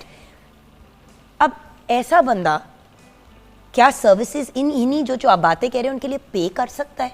और अगर करना है तो किधे कोल जाएं? जिस तरह नीम हकीम डॉक्टर घूम रहे हैं, उसी तरह आजकल हर बंदा कह रहा है हम AI और डिजिटल कर लेते हैं। मैंने आपकी बात बड़ी अच्छा आपने क्वेश्चन किया, you understand where I am coming from, कि वो हाँ बिल्कुल आपने बड़ा परफेक्ट क्वेश्चन किया है कि एक स्टार्टअप मतलब कैसे किसको इतनी चीज़ें पे करे। तो उसके लिए अब AI मौजूद है, आपने 1 रुपया भी नहीं किसी को देना, right? AI can do all your branding. ठीक है, आप AI यूज करनी तो आनी चाहिए ना। हाँ, वो मैनू नहीं आंदी, शेफ नूर नहीं आसी की करें। बिल्कुल। आप बेटा 12 साल के, हम जरा आपसे उम्र में बड़े हैं ना थोड़े से, हम वो कहते हैं you can't teach an old dog new tricks. बिल्कुल। तो अगर आपको इवन के नहीं भी यूज़ करनी आती, ठीक है, आप क्वेश्चन कर सकते हैं। लेकिन अगर मैं coming back to the point, आप मतलब इस बारे में कोई बंदा ओवरवार्म हो कि मेरे पास इतने पैसे नहीं हैं, तो मैं अपने फर्स्ट स्टेप की तरफ वापस जाऊँगा कि एक सिंपल फेसबुक प्रोफाइल, ठीक है, आपका यूनिक मैसेज आपके कवर फोटो पर, ठीक है, और दैट्स इट। वो आपकी प्रोफाइल पर आपने कंसिस्टेंट, जैसे आज आपने कोई लाइव किया, कोई रेसिपी की, आज आपने वहाँ पर शेयर करनी है। ठीक है, आपकी जो प्रोफाइल है वो ऑप्टिमाइज होनी चाहिए। ऑप्टिमाइज का पर्पज़ ये है कि आपकी प्रोफाइल पे आपका मैसेज होना चाहिए जो लोगों को क्लियरली नेविगेट करे। लेकिन वो मैसेज पहुंचाने के लिए व्यूअर्स बूस्टिंग भी होती है। अब इसका ये मतलब नहीं है कि आप फॉलोअर खरीद रहे हैं। बूस्टिंग में और फॉलोअर खरीदने में बहुत फ़र्क है। लोग अक्सर उसको कंफ्यूज कर देते हैं और बहुत से लोगों ने, क्योंकि इसको बिजनेस बनाया हुआ है कि जी हम आपके फॉलोअर बढ़ा देंगे, तो ये अंडरस्टैंड करना बहुत ज़रूरी है। यानी कि नेचुरल और ऑर्गेनिक तरीके से उन लोगों के सामने आपका इश्तिहार चले जो आपसे अप्लाई करता है। लेकिन अगेन राज भाई, इट कॉस्ट मनी। तो जब आपने अपना हिसाब किताब बनाना है तो आपने सिर्फ हांडी रोटी का हिसाब नहीं करना, आपने डिजिटल मार्केटिंग, रेगुलर मार्केटिंग, कराया, वो सारी बातें जो सर, अब आप इसको यहाँ से पहली बात तो ब्रांडिंग को, मैं एक लाइन मिस हो गई थी, मैं आता हूँ। कहते हैं कि काम ऐसा करो कि नाम बन जाए, और नाम लेते ही काम बन जाए। क्या बात है, क्या बात है भैया, क्या तो बात है। ब्रांड बन जाओ। हाँ मैं बता रहा हूँ कि जुगन दुनिया में ब्रांड हुकूमत करते हैं, सरकारें आती जाती रहती हैं। कमिंग टू योर क्वेश्चन कि असल चीज़ क्या होती है, जब आप इस पैसों की बात करें ना, मैं आज को बुरा ना मानिएगा, सबसे बड़ा जो होता है ना उसको कहते हैं यूट्यूब, सबसे बड़ा उस्ताद। अगर आपने आज के दौर में आपके कान आंखें सही हो, थोड़ी सी अल्लाह ने कॉमन सेंस दिया है, तो you don't need any teacher. आजकल सेल्फ लर्निंग का ज़माना है, हमने भी टुडे खा के सीखा, टाटों से बैठ के सीखा। आपको एक बात बताऊं, इसीलिए हम यंग लोगों में बहुत ज्यादा देख रहे हैं कि वो बिजनेस स्टार्ट कर रहे हैं, क्योंकि वो सीख, उनके लिए वो सोर्सेस है, हमारे पास वो सोर्स था ही नहीं ना। और भैया बहुत से हम में से ऐसे लोग हैं जिनको वो सोर्स अभी यूज नहीं करना आता। बता रहा हूं मैं, कान होने चाहिए सुनने, सिर्फ दो चीज़ें चाहिए कामयाब होने के लिए, एक कान और दूसरे हाथ। कान किसके लिए चाहिए? अल्लाह ताला ने आपको दिए ना सुनने के लिए, और हाथ क्या है? आपको पीछे हाथ पे कुछ रखने के लिए, आपके कमर पे सिर्फ खड़े हो जाते हैं, रिसोर्सेज आ जाते हैं। जो किसी चीज़ की कमी है पर रिसोर्सेज की नहीं है, इस मुल्क में रिसोर्सफुलनेस की है। अब पूछें कि रिसोर्सफुलनेस क्या है? रिसोर्सेज आ जाते हैं। लॉ ऑफ अट्रैक्शन क्या कहता है? ये पालो क्या कहता है केमिस्ट में? अगर आपके पास डिज़ायर है, बर्निंग डिज़ायर है, तो whole universe conspire in favour of you. तो क्या होता है ज़िंदगी में सबसे बड़ी रिसोर्सफुल, उसको क्या कहते हैं? बिलीवेबिलिटी। सादा लफ्ज़ों में उर्दू में कहते हैं, अगर दस्तक दूं दस्ते यकीन से, अरे दर तो क्या दीवार भी खुल जाए कहीं से। क्या बात हमें है। मालूम है कहीं मौजूद है दुनिया, अरे हम वहम भी करते हैं तो करते हैं यकीन से। असल चीज़ जो आपने बोली ना पैसों वाली, मैं आपको थोड़ी सी बात बताता हूँ। आज भी जो चीज़ है ना ऑर्गेनिक कम बिकती है, जितने मर्जी आप बूस्टर लगा दें, जितने मर्जी फॉलोअर खरीद लें, वही तो बात है ना, वो ऑर्गेनिक चीज पिक करती है। इसको कहते हैं वायरलिटी। जब वायरलिटी हो जाती है, एक वीडियो एक अच्छी चीज पर वायरल हो जाती है ना, दुनिया आपके पीछे भागती है। बिल्कुल सही जी बेटा। बिल्कुल, coming back to the point, आपने अगर हम मोनेटाइजेशन की बात करें, पहले तो ये होता था कि आपने काम किया, आपने अर्न किया और बात खत्म हो गई। अब प्रॉब्लम ये है कि लोग पहले ये सोच लेते हैं, और पहला सवाल अक्सर लोगों का ये होता है, हम कितने पैसे बनाएंगे, पैसे कैसे बनाने हैं, ये सवाल कोई नहीं पूछता। तो डिजिटल दुनिया में इस टाइप की बिजनेस कैसे पैसे बना सकती है, ये गाइड करें। Great question. सबसे पहले हमने ऑफ़र क्रिएट करनी है, ठीक है, पैसे बनाने के लिए। उसके लिए आपको, जैसे इन्होंने मुझे बोला कि मेरा कोर्स है, ठीक है, तो सबसे पहले इनको अपने कोर्स के बीच पे, जैसे आपने बोला है कि 30 रेसिपीज़ ये इनके पास है, ये रेसिपीज़ सोच रही हैं ज़्यादा, इनको रेसिपी नहीं सोच रही। ये आपने सुननी है बात शेफ नूर, आपसे बहुत इन्होंने देखना है कि इनकी प्रोडक्ट से जो ये कस्टमर को सर्व करना चाह रही हैं, उससे उनको रेसिपी मिलती है या मनी मेकिंग मिलती है। यानी कि आप किसी को पैशन के तौर पर सिखाना चाह रही हैं या मनी मेकिंग कैरियर चाह रही हैं, ठीक है। अगर आप मनी मेकिंग कैरियर उनको दे रही हैं कि start your own kitchen and make 1 lakh rupees per month, ठीक है, ये बड़ा एक अच्छा क्लियर मैसेज है। उसके लिए आपने सबसे पहले अपना बनाना है ऑफ़र, 4 वीक का कोचिंग प्रोग्राम, कि जिसमें मैं लाइव जूम कॉल्स पे आऊँगी, अपनी पुरानी रेसिपीज़ शेयर करूँगी, आपको माइंडसेट दूँगी कि एज अ होम मदर आपने अपनी फैमिली को भी कैसे मैनेज करना है, कौन सा टाइम आपने स्पेयर करना है।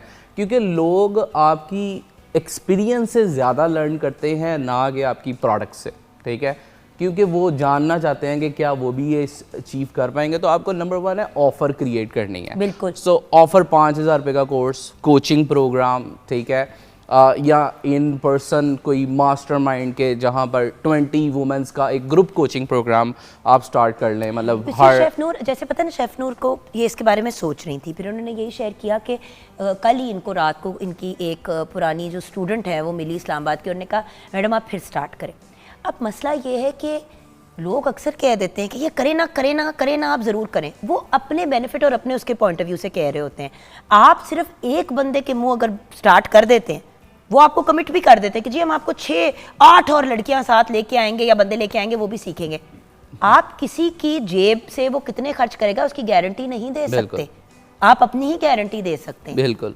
सो द पॉइंट इज कदम उठाना है तो आजकल की दुनिया के पॉइंट ऑफ व्यू से, क्योंकि शेफ नूर जो आप पहले 10 ईयर्स अगो फॉर एग्जांपल पिंडी या किसी और इलाके में करी थी, दुनिया सर 10 साल में कितनी बदल गई, आप बेहतर हमें बता सकते हैं। ये जो आपने सवाल पूछा ना, मैं अभी सिनेरियो को आपने जो माशाल्लाह प्रेजेंट किया ना शेफ का, 2-3 चीज़ें याद रखिएगा। मैं चाहता हूँ कि पाकिस्तान के अंदर ना हर बंदे को ना बोलना, लिखना और बेचना आना चाहिए। बिल्कुल, ये 3 स्किल्स हैं, बोलना, क्या बोलना जी, और लिखना और बेचना। अब मैं 2-3 बातें, जितना मर्जी अच्छा शेफ है, जितनी अच्छी मर्जी प्रोडक्ट है, जितना अच्छी डिजिटल प्रेजेंस है, लेकिन मैं 2-3 टिप्स दूंगा। People do not buy things, people buy people. Chef Noor सुन रही हैं? नंबर 2, लोग चीजें नहीं खरीदते, लोग लोगों को खरीदते लोग हैं। लोगों की किसी एक क्वालिटी या स्किल Yes. को लेना चाहते हैं। दूसरी वो बात, आपकी कुकिंग आपकी तरह करना चाहते आप हैं। यकीन जाने आप ना टॉक ऑफ द टाउन बन जाएंगी, सारे शेफ होंगे, एक मोची को चलते हैं। खलील जबरान कहते हैं अगर आपको बांसुरी भी अच्छी बजानी आती है, people will come to you, आपके पास चल के आएंगे। दूसरी बात, पीपल बाय पीपल। दूसरा है people do not buy products, people buy the problems, solution of the problem. Second point, बिल्कुल ठीक। लोग चीजें नहीं खरीदते, लोग अपना मसले का हल खरीदते हैं। एक तो लोग खरीदते हैं और दूसरी बात आपने लोग अपने खाना मसले नहीं का बेचना, जैसे पेप्सी सॉरी, जैसे लोग पानी नहीं बेचते, प्यास बेचते हैं। क्या बोलते हैं? घर नहीं बेचते, ख्वाब बेचते हैं। बिल्कुल। तो आपने घर नहीं बेचना, ख्वाब बेचना, खाना नहीं बेचना, उसके आपने कहना कि आपकी भूख है, जो आपको जो आज का जो टंग है, इसके जो टेस्ट है, क्योंकि ये खाने के अंदर, ये फूड के बिजनेस के अंदर सबसे बड़ी चीज़ आपका टेस्ट बिकता है। लोगों को एडिक्शन हो जाती है, हमें पूछ लीजिए, एडिक्शन होती है ना खाने की, क्रेविंग होती है कि मैंने उधर ही जाना है। ये वो अट्रैक्शन है कि वो सोल्यूशन की तरफ आना है, प्रॉब्लम एंड सोल्यूशन। एंटरप्रेन्योरशिप का कोई मकसद नहीं है और कि आपने सोल्यूशन सेल करना है। और क्योंकि पैसे शुरू करके पैसा खर्च करके चाहे 10 रुपए भी खर्च करें, Yes. हलाल के कमाए हुए हैं ना, उनको गर्क तो नहीं करना आपने। बिल्कुल। माय पॉइंट, हमारा पॉइंट ये डिस्कशन करने का ये था कि हम लोग जो सोच रहे होते हैं ना शेफ नूर, एक इंडिविजुअल पर्सपेक्टिव से, जब तक आप उसको एक बिजनेस पर्सपेक्टिव से नहीं देखेंगे तब तक उसकी तरफ जाना नहीं है। क्योंकि वो फिर आपके लिए लॉस का बायस बनेगा और आपके घर में बहुत से लोग भी घुस जाएंगे और फायदा भी कुछ नहीं होगा। और एक बड़ी प्यारी बात बताऊं छोटी सी, कि पैसा मकसद नहीं है, याद रखिएगा, माय अपॉलॉजी। पैसे हर वक्त पैसा एंड प्रोडक्ट है। आपकी उसमें जो सर्विस और प्रोसेस की बात कर रही है ना आप, वो सेल करना है, प्रोसेस सही होगा, अल्टीमेटली पैसा है। पैसा है। बिल्कुल। पैसा मकसद नहीं है, पैसा उसका आउटकम है, उस मेहनत का। 1 + 1 = 2। बात यह है कि आप एक सिंगल चीज को लेके निकलेंगे कि यार ये मैं पहले करती थी, मेरी जान बहुत सी चीजें हम पहले करते थे जो अब अप्लाई ही नहीं करती दुनिया में, क्योंकि दुनिया बदल, एक्चुअली ये जेन जी की दुनिया है अब, हम तो उसमें एवरी टाइम गुजार रहे हैं साथ साथ। सो एंड में वली आप हमारे व्यूअर्स को क्या कहना चाहेंगे? मैं इन्हीं की बात को कंटिन्यू करना चाहूँगा कि ह्यूमन टू ह्यूमन को डिजिटल में कैसे बेचें। डिजिटल वर्ल्ड में एक नंबर 1 वे है सेलिंग का, उसको कहते हैं स्टोरी टेलिंग। ठीक है, अगर ये अपनी स्टोरी शेयर करें कि as a mother how I am working in PTV, how I am doing, managing my family, managing my kids and still making money, still doing this. So ये जितना लोगों को empower करेगा इनके प्रोग्राम की तरफ, कंपेयर टू अगर ये सिंपल पोस्ट करें कि I'll teach you 20 recipes versus अगर ये लफ्ज़ बोले कि आप एज अ मदर मैं कैसे कर रही हूँ और आप कैसे कर सकते हैं। सो लोगों को ना वैलिडेशंस चाहिए, अफर्मेशंस चाहिए कि क्या ये कर सकती है, अच्छा मैं भी कर सकती हूँ। तो इंटरनेट वर्ल्ड में जो इनकी रियल लाइफ स्टोरी है वही वायरल होगी, वही लोगों को इंस्पायर करेगी, वही अपने साथ कांटेक्ट अब करेगी। देखिए ना, आपकी एक हिस्ट्री है, आपने बताया कि जी पहले मैं ये करती थी, फिर मैं ये करती थी, फिर बिल्कुल। कोर्सेज भी लिए, फिर मैंने लोगों को ट्रेन भी किया। आपकी एक पूरी स्टोरी है। आप मुझे बताएं कि हमने कितना अरसा काम किया, तो फिर रिसेंटली जब वो चेक हो रहा था कि भाई हर शेफ की क्या क्या क्वालिफिकेशन है, तो ये पता चला कि सारे शेफ्स में सबसे ज़्यादा क्वालिफिकेशंस आपकी हैं। बात करने से पता चला ना, तो वो बात आपने डिजिटल दुनिया में करनी है, स्टोरी टेलिंग, ताकि लोग, जैसे कि सर ने कहा कि लोग इंसान तक पहुंचना चाहते। चीज तो जानी हर कोई बेच रहा है, कौन सी चीज है इस वक्त इस दुनिया में जो सिर्फ कोई एक इंसान बेच रहा है? हर चीज हर बंदा बेच रहा है डिफरेंट नामों के साथ। बट जैसे कि इजाज भाई ने कहा, एक दफा आप ब्रांड बन गए तो यू आर सॉर्टेड। बट वही वाली चीज है viewers, thank you so much for joining us gentleman, thank you. वो जो कहते हैं ना कि हमने थोड़ा ट्रेडिशनल और मॉडर्न को मिक्स किया, आप तो खैर ट्रेडिशनल मॉडर्न दोनों ही सर साथ लेके चल रहे हैं। एंड एक छोटी सी लास्ट में अगर इजाज़त दें, इस सारे सफ़र में ना जो ये कर रही हैं, इसमें ना अप्स एंड डाउन्स भी हैं ऑफ कोर्स, क्योंकि इसमें पेन भी है और प्राइड भी है। ये 2 की वर्ड्स हैं। पूरी सफ़र की 2 कहानी जो होती है ना, स्टोरी बताई, स्टोरी हमेशा 2 चीज़ों पे खड़ी होती है। क्या? एक स्टोरी का पार्ट होता है पेन पार्ट, जब कोई नहीं देखता, आंसू होते हैं जब आपके पास पैसे खत्म हो गए, अब किसी ने आके नहीं कहा जो कहीं पैसे ले लो, नो। तो उस वक्त पेन पार्ट में जब आंसू आते हैं, सफरिंग्स एंड सारी सेक्रीफाइसेस चल रही होती हैं, चीज़ें बेचनी, सोना बेचना, घर का गहना बेचना पड़ जाता है, उसके बाद प्राइड पार्ट शुरू हो जाता है। बिल्कुल, वो सारी दुनिया देखती है। तो मैं ये आपसे कंक्लूजन में ये बोलूँगा कि आपने जो है ना इस सारे सफ़र में 1-2 लाइनें हैं, मैं इजाज़त लूँगा इसी बार। कहते हैं कि कुछ लोग तुम्हें डराएंगे, कुछ लोग तुम्हें खौफ दिलाएंगे, तुम अपनी करनी कर गुजरो। जो होगा देखा जाएगा, तुम जिस लम्हे में जिंदा हो वो लम्हा तुमसे जिंदा है, वाह। तुम अपनी करनी कर गुजरो। वाह, थैंक यू। वाह, क्या कहने, वंडरफुल। शेफ नूर कुछ समझ आई? तुसी कुकड़ भी तैयार कर देते हैं एनी स्पीड नाल, चलो ठीक है, थैंक यू। देखें अब अगेन दिखने में बहुत अमेजिंग है, लेकिन खाने में भी अमेजिंग है। खाने में भी मज़े का होगा, लेकिन जान जो बंदा आपको डिजिटल में देख रहा है ना, वो चखेगा नहीं। बिल्कुल सही कह रही हैं। समझ आइए, फिजिकली जब आप क्लासेस करा रहे हैं तब तो वो लोग ट्राई भी करेंगे, देखेंगे भी, सब करेंगे। अब आप दोनों को क्योंकि ब्लेंड कर रही हैं तो अब वो वाली मार्जिन नहीं है जो पहले ज़माने में होती थी कि आपने एक चीज़ बना ली, आपने एक वीडियो कैमरे पे शूट कर ली और वो जिस तरह टीवी पे चलाने के लिए या इश्तिहार या मशहूरी के लिए, अब असल में वो खाने के काबिल नहीं होती चीज़, वो ज़हर होती है लेकिन दिखने में बड़ी अच्छी। अब बेसिकली व्यूअर्स बड़े आसान अल्फाज में, बहुत शदीद पकड़ वाली दुनिया है, हर एंगल से आप पकड़े जाते हैं। आप कोई स्टेटमेंट पास करते हैं और वो ज़रा सी भी आगे पीछे होती है तो डिजिटल दुनिया आपको माफ़ी नहीं देती उसकी। So you have to be very careful. और इजाज़ साहब जैसे एक्सपीरियंस लोगों की गाइडेंस लें, देन वली जैसे लोगों को ऑन बोर्ड करें अपने साथ। अगर आपको नहीं आते ये सारे मामलात, देखिए व्यूअर्स, शुरू में थोड़े एक्स्ट्रा पैसे खर्च कर लें लेकिन एक अच्छी सॉलिड फाउंडेशन ले करें। ब्रेक की तरफ जाएंगे जहाँ पे बड़ी सीरियस बातें हो गई, तो अब कुछ दांतों की बातें करेंगे ब्रेक के बाद।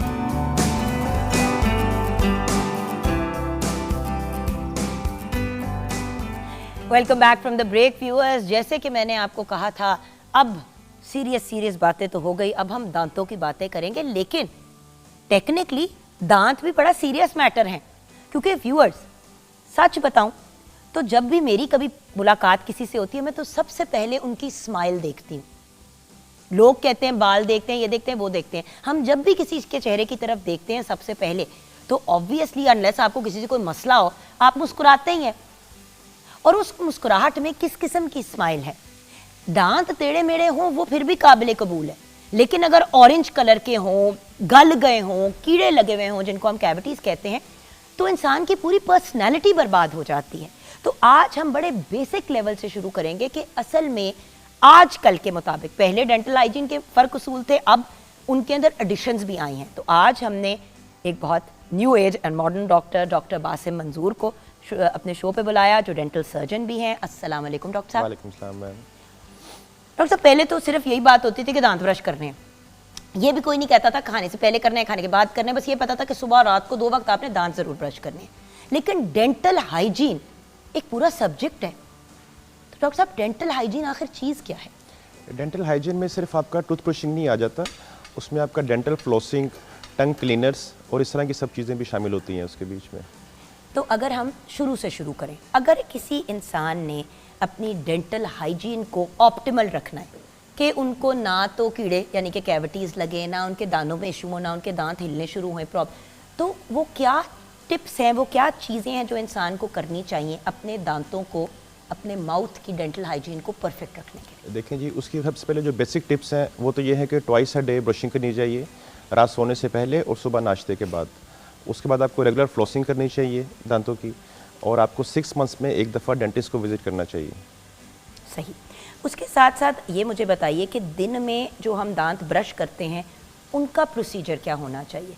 कोई कहता है कि भाई रात को, ये तो पता है कि भाई रात को आखिरी चीज़ जो आपने करनी है, आपने दांत ब्रश करने हैं, उसके बाद आप पानी पी लें लेकिन खाना पीना कुछ नहीं है। सुबह की एक कन्फ्यूजन रहती है, क्या उठने के फ़ौरन बाद ब्रश करें? कुछ लोग कहते हैं नाश्ते के बाद करो। तो एक्चुअली सही टाइम कब है? एक्चुअली सही टाइम जो उसका है नाश्ते के बाद है, बिफोर ब्रेकफास्ट नहीं है। क्योंकि अगर आपने रात को सोने से पहले टूथब्रश किया आपने, तो सुबह ब्रेकफास्ट कर सकते हैं और ब्रेकफास्ट करने के बाद आप दोबारा उसको टीथ ब्रश करेंगे अपने। अच्छा, और जब हम दांत ब्रश करने की बात करने तो कोई उसका स्पेसिफिक तरीका है? जी 2 मिनट्स के लिए क्योंकि आपने लोग तो ऐसा करते हैं ना, नॉर्मली उसका तो बच्चे भी ऐसे करते हैं और बड़े भी ऐसे करते हैं, वो आगे पीछे। फ़ायदा नहीं है, उल्टा उसका नुकसान है। उसको हमेशा हमें सर्कुलर मोशंस में करना चाहिए, ऐसे राउंड फॉर्म में, राउंड फ्लो में, और 2 मिनट्स तक उसको जो है हमें ब्रशिंग करनी चाहिए दांतों की। 2 मिनट? 2 मिनट तक। वो 3 मिनट नहीं, तो 3 सेकंड के बाद बंदा बोर हो जाता है, तो 2 मिनट। प्रॉपर जो ब्रशिंग है वो 2 मिनट्स के लिए होनी चाहिए। अच्छा डॉक्टर साहब, एक सवाल है मेरा, बच्चों को टीथ ब्रशिंग की तरफ कैसे लेके जाएं? आप समझ रहे हैं, छोटे बच्चों को जब आपने दांत ब्रश करने की तरफ लेके जाना है तो एक तो किस उम्र पे लेके जाएं और किस तरह से लेके जाएं, क्योंकि बहुत से बच्चे इवन 13-14 साल की उम्र पे दांत ही नहीं ब्रश करते। देखिए जी, जो 2 साल का बच्चा है छोटा, उसके मुंह में सब दांत मिल्की टीथ आ जाते हैं। सही। तो 2 साल के बच्चे को ही प्रैक्टिस करवानी चाहिए टीथ ब्रशिंग की। इस तरह उसकी एक तो हैबिट डेवलप हो जाती है टीथ ब्रशिंग की, और वो फिर आगे रूटीन में जो है एज के साथ साथ डेली ब्रश भी करता है। बिल्कुल सही। तो मुझे ये बताइए कि फ्लॉसिंग और माउथ वॉश की क्या अहमियत है?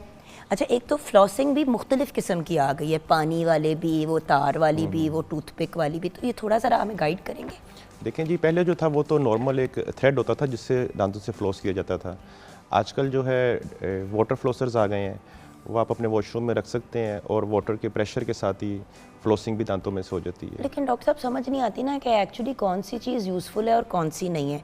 अभी ब्रेक से पहले हम डिजिटल की बात कर रहे थे, डिजिटल का दौर है। अब आजकल वो पानी वाला फ्लॉसर ट्रेंडिंग में आया हुआ है, तो हर बंदा जो है वो ऑनलाइन कभी किसी चाइनीज़ जगह से, कभी बताते ना चाइना से मंगवा लिया, यहाँ से मंगवा लिया, वहाँ से मंगवा लिया, सस्ते महंगे हर बंदा मंगा रहे। क्या ये एक्चुअली कारामद है, यूज़फुल है?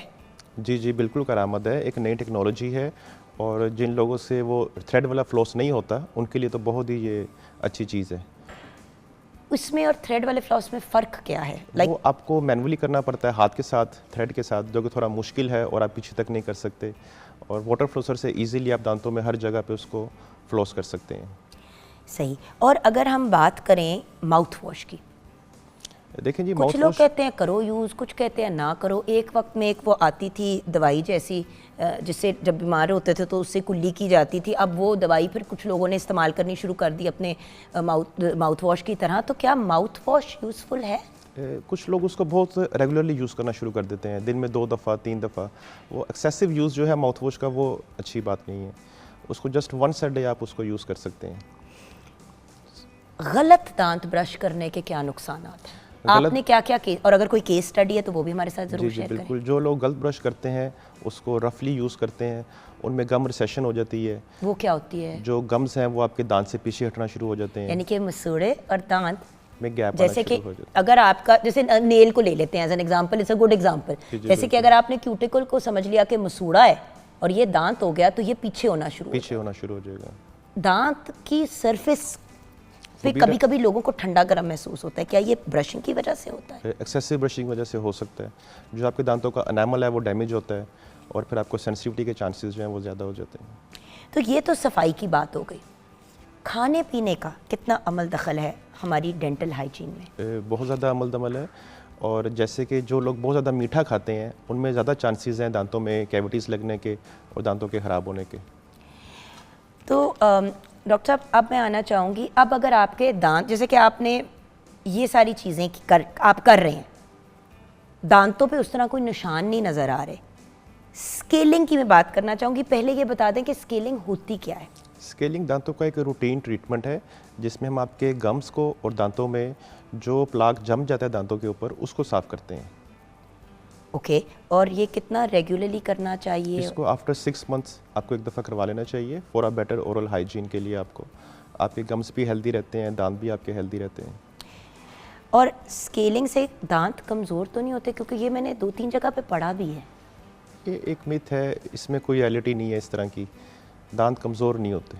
जो आजकल की मॉडर्न अल्ट्रासोनिक स्केलिंग्स हैं, इसमें जो है दांतों को डैमेज नहीं किया जाता, दांतों की एनामल डैमेज नहीं होता इसके साथ। पेन क्यों होती है जब स्केलिंग कराते हैं? मुझे, जैसे कि मैं जब अपने दांतों की एवरी 6 मंथ्स इसी तरह स्केलिंग कराती हूँ, तो डॉक्टर साहब कभी कभी ना यहाँ अंदर वाली साइड पे ना, इन दांतों के पीछे वाली जगह पे और इन दांतों के पीछे बहुत दर्द होती है। मतलब चीखों वाली दर्द नहीं, बट वो कि रुक जाए 1 मिनट के लिए। तो ये क्यों होता है? ये आप देखें, घर की सफाई में घर को दर्द तो नहीं होती, तो दांतों की सफाई में क्यों दर्द होती है? जो ये हमारा एरिया ना लोअर एंटीरियर्स का, ये थोड़ा सेंसिटिव होता है, तो जब यहाँ पे एक प्रेशर लगता है पानी का, तो वो गम्स को थोड़ा सा इन्फ्लेम्ड करता है और वो सेंसिटिविटी और दर्द सी फील होती है वहाँ पे। तो क्या हम ब्रशिंग से और मतलब माउथ वॉश और फ्लॉसिंग, ये सारे मामलात अगर हम कर रहे हैं, तो क्या स्केलिंग ज़रूरी है? फिर भी ज़रूरी है। आप 100% जो है दांतों की क्लीनिंग घर पे नहीं कर सकते। सही। और डेंटल स्केलिंग से दांत कमज़ोर हो जाते हैं और दांतों के गैप भी बढ़ जाते हैं। ये तो आपने कह दिया कि स्केलिंग से दांत कमज़ोर नहीं होते, लेकिन गैप्स का फिर क्या करें? वो बेसिकली गैप ऐसे इंक्रीज नहीं होता उसका, क्योंकि आप जब साफ कराते हैं तो आप अपनी ज़बान लगाएं तो आपको एक्चुअली महसूस हो रहा होता है जैसे होल्स हैं आपके मुंह के अंदर। उन्हीं गैप्स के अंदर ही जो है हमारा प्लाक और कैलकुलस के डिपॉजिट्स हुए होते हैं, जो हमारा प्लाक है वो जम के गैप्स के अंदर चला गया होता है। जब हम उनको क्लीन करते हैं देन आपको वो गैप्स वहाँ पे फील आना शुरू हो जाते हैं। बिल्कुल सही। और वो लोग जो पान गुटखा वगैरह इस तरह की चीज़ें खाते हैं, क्या उनकी भी स्केलिंग हर 6 महीने बाद होगी? जी बिल्कुल, वो जल्द क्योंकि जैसे ना नहीं है। जो सिगरेट पान गुटखा उनके आप देखना ऑरेंज हो जाते हैं दांत, और बिल्कुल बिल्कुल स्केलिंग के 2-3 महीने बाद ही हो जाते हैं। वो एक्सेसिव यूज़ करते हैं इन चीज़ों का, स्मोकिंग का, पान का, तो उनके फिर वो ज़्यादा रिकरेंट चांसेस होते हैं दोबारा ऊपर डिपॉजिट्स होने के। और इन चीज़ों के दांतों पे क्या नुकसान होते हैं? सिगरेट या वेप, तम्बाकू चबाना, गुटखा, सुपारी वगैरह, ये चीज़ें आपको पता है कुछ लोग रेगुलर यूज़ करते हैं, तो इनका दांतों पे क्या असर होता है? जो स्मोकिंग और वेप है इनसे दांतों पे जो है स्टेनिंग बहुत ज़्यादा आती है। आपके दांतों पे एक येलो सा एक ऊपर आ जाता है मटेरियल सा, जिसके लिए फिर आपको स्टेनिंग दांतों ऊपर आ जाती है। जो पान और गुटखा हैं वो एक अलग चीज़ है, उनके और भी बहुत से नुकसान आते हैं। इसके अलावा निशान भी दांतों पे आते हैं। सबसे बड़ी बात कैंसर। कैंसर, जी बिल्कुल। तो वो तो बिल्कुल ठीक है, बट वही वाली बात है ना कि डॉक्टर साहब एटलीस्ट बताना ज़रूरी है कि जहाँ पे चलो अगर आपको अपनी इंटरनल सेहत की टेंशन नहीं है तो एटलीस्ट अपनी एक्सटर्नल ब्यूटी का ही ख्याल कर लो, क्योंकि लिटरली ये आपके दांत व्यूअर्स गला देते हैं। मैंने ऐसे भी लोग देखे हैं जिनके दांत हैं लेकिन वो पूरे खाए हुए हैं। जिस तरह अगर दांत इतना बड़ा होता है तो वो आधे साइज का दांत है और ऐसे है कि जैसे ब्राउन सा, और मतलब छुप जाते हैं दांत, नजर ही नहीं आते, बिल्कुल छुप जाते हैं, नजर ही नहीं आते। और फिर ऐसे लोग ना तो मुस्कुराते हैं ना तो लोगों के साथ कम्युनिकेट करते हैं और ज़्यादा वक्त अपना मुंह छुपा, ये वो लोग होते हैं जो इस तरह करके हंसते हैं। बिल्कुल। सो व्यूअर्स, अल्लाह ताला ने अगर दांत दिए तो उन दांतों का एक पर्पस मुस्कुराहट का हिस्सा बनना भी है। और कोई भी इंसान जिनके दांत साफ नहीं है या जिनमें इश्यूज़ हैं वो कभी भी स्माइल नहीं करेगा खुल के। अब एक और एरिया है जहाँ पे स्माइल लोग खुल के नहीं करते, वो तब होता है जब दांत टेढ़े मेढ़े होते हैं या बहुत अजीबोगरीब किस्म के गैप्स आ जाते हैं। तो ब्रेसेस वर्सेस अलाइनर्स पे हम बात करेंगे डॉक्टर बासिम से ब्रेक के बाद।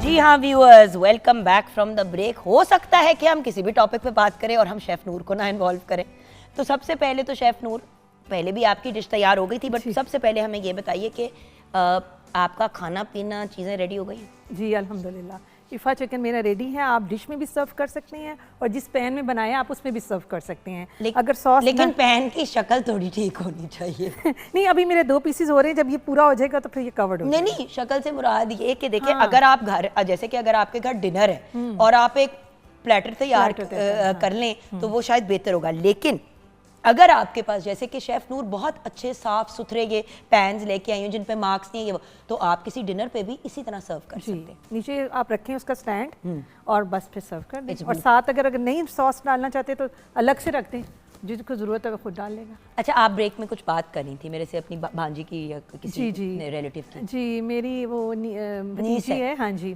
उसके डॉक्टर साहब दांत जो है ना वो थोड़े टेढ़े मेढ़े हैं। अभी वो है 14 ईयर्स की, और उसका जो भाई है छोटा वाला वो है 11 ईयर का, उसके भी इसी तरह के हैं। अच्छा, ये एक बड़ा आपने इंटरेस्टिंग पॉइंट यहाँ पे रेज किया। सबसे पहले तो ये बताएं डॉक्टर साहब, कुछ बच्चों के बिल्कुल मोतियों की तरह सीधे दांत, कुछ के ऐसे विंगे चिब्बे के, बंदा कहता है कि ये क्या दांत हैं। उसका बड़ा भाई है जो सबसे कि ये दांत क्या सोच के निकले थे, कोई यहाँ से निकल, कोई यहाँ से निकल रहा है ऊपर से। मेरे बेटे हमजा के साथ हुआ था, एक यहाँ से ऊपर से दांत निकल रहा है, 2 दांतों में गैप है, उसके कुछ फिर ब्रेसेस लगे थे। तो ये क्यों होता है? हेरिडिटरी एक चीज़ें आती हैं, ये पेरेंट्स की वजह से बच्चों में भी आ जाती हैं। अच्छा, लोग कहते हैं कि अगर आप गलत चीज़ें खाएं या सख्त चीज़ें ज़्यादा खाएं तो दांत सही नहीं आते, या इस तरह की आपको पता है बहुत सी बातें की जाती हैं। उसका ये कि आजकल के जो बच्चे हैं वो हार्ड डाइट्स यूज़ नहीं करते, और जो उनका मिल्क टीथ है वो गिरता नहीं है टाइमली, और जो परमानेंट टीथ जिसने अपनी सही जगह पे आना है वो फिर गलत जगह पे पोजीशन में निकल आता है बाहर। पर डॉक्टर साहब, क्योंकि दूध के दांत कमज़ोर होते हैं ज़रा से कंपैरेटिवली, तो इसलिए भी लोग बच्चों को थोड़ा अवॉइड करते हैं कि सख्त चीज़ें नहीं देनी उनको। और आप ये कह रहे हैं कि सख्त से मुराद किस किस्म की चीज़? देखें, जो एज दांत की जो एज, क्योंकि एक तो बोतलें भी लोग खोलते हैं ना दांतों से, वो तो बिल्कुल नहीं करना। बिल्कुल गलत है, हाँ जी। जो दांत की एक एज लिमिट है ना, यानी कि 6 साल के बाद जो है उसके परमानेंट दांत आना शुरू हो जाते हैं बच्चों के, तो उसमें जो है वो हार्ड चीज़ें बच्चों को दी जानी चाहिए। ठीक है, एप्पल देना चाहिए, वो खाएं, ऐसी गाजर खाएं, गाजर खाएं, गंडेरियाँ, बिल्कुल बिल्कुल जी। बचपन में मैं तो गडेरियाँ बहुत, खैर अब तो वो कॉन्सेप्ट ही नहीं रहा, पता नहीं क्यों। हाँ जी, ताकि जो मिल्क टीथ है वो अपने टाइमली जो है अपनी जगह से गिर जाए, और जो परमानेंट टीथ जिसने आना है वहाँ पे वो एक प्रॉपर अपनी जगह पे आए जो उसकी पोजीशन है। डॉक्टर साहब, पैसिफायर चूचू जिसको बच्चों को देते हैं, वो चूसनी भी कहते हैं जी, उसको, बिल्कुल। उसके बारे में आपकी राय क्या है? इस पे बहुत दो सेपरेट रायज आती हैं। मेरी फ्रेंड, और वो मतलब उसने वो 22 साल तक उसने चूसनी पी है, और हम कहते थे उसको इतनी क्रेविंग होती थी कि वो जब किसी के घर जाती थी ना तो ऐसे कहती थी मैं सो रही हूँ, मुंह पे दुपट्टा रख के या चादर रख के ना, वो अपनी उसको इतनी एडिक्शन हो गई थी उस चीज़ की। अब ये देखें ना, क्या ये चूसनी, क्योंकि कुछ ऐसे पीडियाट्रिशियंस और डॉक्टर्स हैं जिनकी राय ये होती है कि ज़रूर दिया करें बच्चे को, एसिड, सडन इन्फेंट डेथ और इस तरह की चीज़ों से आप बचा लेते हैं। और फिर एक दूसरा स्कूल ऑफ थॉट है जो कहता है बिल्कुल भी नहीं देनी चूसनी क्योंकि पूरा जॉ ख़राब हो जाता है। आप कौन सी कैंप में हैं डॉक्टर साहब? देखें जी, एक सर्टेन एज लिमिट है जब तक आप ये चीज़ें दे सकते हैं बच्चे को। उसके बाद जब उसकी ग्रोइंग एज ज़्यादा हो जाए फिर आपको ये चीज़ें नहीं देनी चाहिए। किस एज पे? 5 ईयर्स के बाद जो है उसको बिल्कुल यूज़ नहीं करवाना चाहिए। अच्छा, यानी कि बच्चा मैक्सिमम लास्ट टाइम बता रहे हैं कि चूसनी और दूध की बोतल तो कहते हैं उससे बहुत पहले छुड़वा बहुत देनी पहले छुड़वा देनी चाहिए, बहुत पहले छुड़वा देनी चाहिए। लेकिन डॉक्टर साहब उसने, मेरा ख्याल है अब तो मेरा काफ़ी अर्सा हो गया बात नहीं, पता नहीं उसने छोड़ी है कि नहीं, उसके बच्चे माशाल्लाह इतने बड़े हो गए, उसको इतनी एडिक्शन थी कि उसे कुछ होना शुरू हो जाता था। बट वही वाली बात है ना शेफ नूर, आदत बच्चे को हम ही डालते हैं, कोई भी बच्चा पैदा नहीं होता चूसने के साथ मुंह में। तो वही वाली बात है ना कि पेरेंट्स को भी टाइमली अंदाज में फिर डील करना चाहिए। अच्छा डॉक्टर साहब, अब टेढ़े मेढ़े दांत है बच्ची का, उन्होंने बताया 14 साल की है। अब 14 साल की बच्ची के अगर दांत टेढ़े मेरे, आपको पता है टीन्स है, वो स्टेज आता है, आप उसको मतलब तो कुछ ही 2-3 साल बाद बच्ची का FA शुरू हो जाएगा, कॉलेज जाना, ये वो, वैसे भी दांत टेढ़े मेढ़े हैं, क्या करें? देखें जी, उसके मेथड्स हैं। एक तो हमारा बहुत ही कन्वेंशनल मेथड है जिसको हम कहते हैं डेंटल ब्रेसेस, जो आपने देखा होगा कि बच्चों को मेटालिक ब्रैकेट्स लगे होते हैं दांतों के ऊपर, अंदर एक वायर होती है जो दांतों को प्रॉपरली जो है वो सीधा करती है। इसका एक टाइम ड्यूरेशन है, 1.5 से 2 साल का ट्रीटमेंट होता है, और आपको रेगुलर जो है विजिट करना पड़ता है आफ्टर एवरी 15 डेज़, एक मंथ में एक दफ़ा उसकी एक्टिवेशन के लिए, और फिर जाके जो है दांत वो प्रॉपर सीधे होते हैं। लेकिन डॉक्टर साहब, कोई कहता है ब्रेसेस, कोई कहता है इनविजिबल ब्रेसेस, कोई कहता है अलाइनर, कोई तो लोग ये भी कहते हैं कि आप वो करा लें, उसके ऊपर वो जो लगा लेते हैं, कैपिंग करवा लें, हाँ जी, वनेयर्स करवा लें, वनेयर्स करवा लें। आप एज अ मेडिकल प्रोफेशनल क्या रेकमेंड करते हैं यंग लोगों के लिए? बहुत कम लोग होते हैं जो ओल्डर एज में जाके ब्रेसेस लगवाते हैं, ज़्यादातर लोग यंगर ईयर्स में ही माँ बाप उनको लेके करवा लेते हैं। सो यंगर ईयर्स में क्या राइट एज है? देखिए जी, हर चीज़ के लिए जैसे डेंटल ब्रेसेस हैं, जो कन्वेंशनल मेथड है हमारा ब्रैकेट्स वाला, उसकी एक एज लिमिट है। 12 साल के बाद हम उसको ब्रेसेस बच्चे को लगा सकते हैं दांतों को सीधा करने के लिए। और दूसरी जो चीज़ें आ गई हैं जदीद आजकल, उसको इनविजिबल ब्रेसेस कहा जाता है या लाइनर्स कहा जाता है, दोनों सेम ही हैं और उसकी लिमिटेशंस हैं। हर केस हम उसे ट्रीट नहीं कर सकते। दांतों की माइनर मूवमेंट्स हैं और उस कंडीशंस में हम उसको अप्लाई कर सकते हैं लाइनर्स को। दोनों के क्या फ़ायदे हैं और दोनों के नुकसान क्या हैं? ब्रेसेस से शुरू करते हैं। दोनों ने ही दांतों को सीधा करना है, ठीक है, और टाइम ड्यूरेशन दोनों का एक इक्वली होता है। और एक ये है कि आपको रेगुलर विजिट करना पड़ता है डेंटिस्ट के पास, और अलाइनर्स में जो है आपको विजिट्स डेंटिस्ट के नहीं होते। अच्छा, नहीं होते? नहीं होते। सो यानी कि अगर आप किसी दूर दराज इलाके में रहते हैं जहाँ पे आपकी इतनी रसाई नहीं है या आप बार बार नहीं जा सकते डेंटिस्ट के पास, लेकिन आपको पता है कॉस्ट का फिर इशू आ जाता है, क्योंकि अगर आप देखें तो ब्रेसेस एक फाइनेंशियल कमिटमेंट है।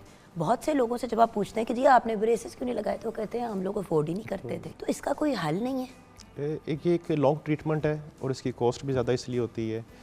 और जो अलाइनर्स जो अब न्यू टेक्नोलॉजी आई है उसकी कॉस्ट ब्रेसेस से भी ज़्यादा है। और सो आपने अपनी अफोर्डेबिलिटी के हिसाब से बेसिकली चलना है। और उसके अलावा व्यूअर्स, एक और बात हमेशा याद रखिएगा कि देखें, ये चीज़ें आप अगर 12 साल के बाद 12 से 18 के बीच में करा लेते हैं, उसके बहुत से बेनिफिट्स में से एक बेनिफिट ये कि आप फिर अपने बाकी का हिस्सा ज़िंदगी का टेढ़े मेढ़े दांतों के साथ नहीं गुजारते। प्लस टेढ़े मेढ़े दांतों का सिर्फ दिखने में नहीं और भी नुकसान है। ज़रा इस पे गाइड करेंगे डॉक्टर साहब कि चले कोई नहीं कराता और सारे दांत टेढ़े मेढ़े हैं, गैप्स भी बहुत ज़्यादा हैं। दांतों की आप प्रॉपर ब्रशिंग नहीं कर सकते, उसके साथ दांत आपके ज़्यादा ख़राब होंगे। अगर आपके दांत टेढ़े मेढ़े हैं तो उन पे जो है कैविटी ज़्यादा लगेंगी दांतों पे। क्या ऐसे लोगों के दांत गिर भी जल्दी जाते हैं परमानेंट वाले? जी जी बिल्कुल। उसका रीज़न क्या है? दांत तो एक एक जड़ में लगा हुआ है। दांत जब उनमें दांतों में ज़्यादा मैलक्लूजन होगी, दांत ऊपर नीचे होंगे, उनकी हम प्रॉपरली सफाई नहीं कर सकते, प्रॉपर केयर नहीं कर सकते, खाने पीने में इश्यूज़ आते हैं काफ़ी ज़्यादा, तो वो आगे काफ़ी रीज़न्स हैं। गम्स को भी ख़राब करते हैं, दांतों को भी ख़राब करते हैं वो। बिल्कुल सही। और जब हम डॉक्टर का इंतखाब करें, अभी एक बड़ा इंपॉर्टेंट सवाल है, सॉरी बुरा ना मनाइएगा, बट आजकल तो लोगों ने परचून की दुकानों में भी खोला हुआ है डेंटल क्लिनिक। जी बिल्कुल। और मतलब आप अंदर जाओ तो आप परेशान हो जाते हो कि ये क्या मामला है। तो डेंटिस्ट का इंतखाब करते हुए किन चीज़ों को मद्देनज़र रखना चाहिए? तो आप हमेशा क्वालिफाइड डेंटल सर्जन के पास जाएं, ठीक है। हमें कैसे पता चलेगा कोई क्वालिफाइड है सर? यही तो मैं जानना चाह रही हूँ। आजकल के दौर में काफ़ी इस चीज़ को अवेयरनेस आ चुकी है हर चीज़ की, और हेल्थ केयर कमीशन भी काफ़ी एक्टिव है इन चीज़ों को लेके प्रॉपर। क्योंकि व्यूअर्स वही वाली बात आती है ना कि अगर आप प्रॉपर तशखीस करके सही डॉक्टर के पास नहीं जाते, जैसे किसी भी जिस्म के हिस्से में प्रॉब्लम्स होती हैं, उसी तरह आप पहले गलत बंदे के पास गए जस्ट बिकॉज वो आपको सस्ता लग रहा है। अब एक ऐसे भी लोग हैं जो रोड साइड पे बैठ के दांत निकाल देते हैं। बिल्कुल। उधर जाने का क्या नुकसान है वो डॉक्टर साहब आप बताएंगे? वो तो बहुत नुकसान है, आपको काफ़ी बीमारियां जो लग जाती हैं। हेपेटाइटिस, HIV, बिल्कुल जी। सो बीमारियां भी बहुत लग सकती हैं। व्यूअर्स, बात ये कि देखें, हम जो अपनी तरफ से थोड़े से पैसे बचा रहे होते हैं ना, उससे कई गुना ज़्यादा का नुकसान करते हैं। और जब आप उस नुकसान का इलाज करने के लिए जाते हैं तो वो आपको इनिशियल इलाज से 10 गुना ज़्यादा, राइट कि रॉन्ग? बिल्कुल राइट। अच्छा डॉक्टर साहब, फाइनली अगर आप हमारे व्यूअर्स को कोई पैगाम दें टोटल दांतों से रिलेटेड, जैसे हम हेल्दी लाइफ के लिए कहते हैं एक्सरसाइज, अच्छी खुराक, ये 5-6 चीज़ें जो करनी चाहिए दांतों की और डेंटल मतलब अपनी प्रॉब्लम्स को कम रखने के लिए, खुराक के पॉइंट ऑफ व्यू से और बाकी चीज़ें भी, क्या इसका नींद का इसमें कोई अमल दखल होता है, क्या हम कौन सी चीज़ें कंज्यूम करते हैं उससे फ़र्क, ज़रा ये गाइडेंस दे दें। दांत आपका बॉडी का एक पार्ट है, अगर दांत हैं तो आपकी सेहत अच्छी है, और हेल्दी दांत रहेंगे तो आप अच्छी तरह खा पी सकेंगे और अपनी लाइफ को एंजॉय कर सकेंगे। और दांतों को साफ़ रखें, डेंटिस्ट को विज़िट करें आफ्टर एवरी 6 मंथ्स। बिल्कुल सही। Thank you so much doctor साहब for joining us, God bless you. Viewers, वही वाली बात है कि हम कोशिश करते हैं कि उन चीज़ों पे डिस्कशन करें जो आजकल बहुत ज़्यादा, जैसे कि मतलब ये जो वाटर फ्लॉसर्स हैं ये बड़े पॉपुलर हुए हुए थे।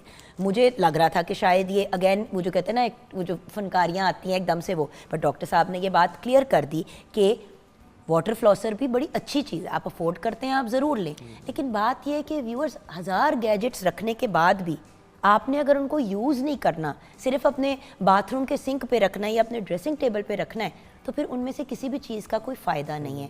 ये चीज़ें यूज़ करने वाली होती हैं, और स्पेशली अगर आपको डेंटिस्ट ने रेकमेंड किया है, नुस्खा लिख के दिया है, तो उसको इतना ही सीरियसली लें अगर आपको आपके एंडोक्रोनोलॉजिस्ट ने या आपके किसी और एरिया के डॉक्टर ने दिया है, क्योंकि डेंटिस्ट एक प्रॉपर क्वालिफाइड डॉक्टर होते हैं। तो रोड साइड पे जाके आप अपना डेंटल इलाज नहीं करवा सकते। हंड्रेड्स नहीं, हज़ारों केसेस ऐसे सामने आए हैं जिनमें हेपेटाइटिस C, HIV, टाइफॉइड के इवन केसेस आ गए कि जब हमने दांत ही जाके करवाए थे फलां जगह से, क्योंकि वो फीकल ओरल कांटेक्ट होता है, अगर किसी ने ना सफाई सुथराई की हो, फिर जो इंस्ट्रूमेंट्स यूज़ होती हैं। सो प्लीज़ मुस्तनिद डॉक्टर के पास जाया करें, अपनी सेहत का भी ख्याल रखें और अपने घर वालों का भी। खुदा हाफ़िज़।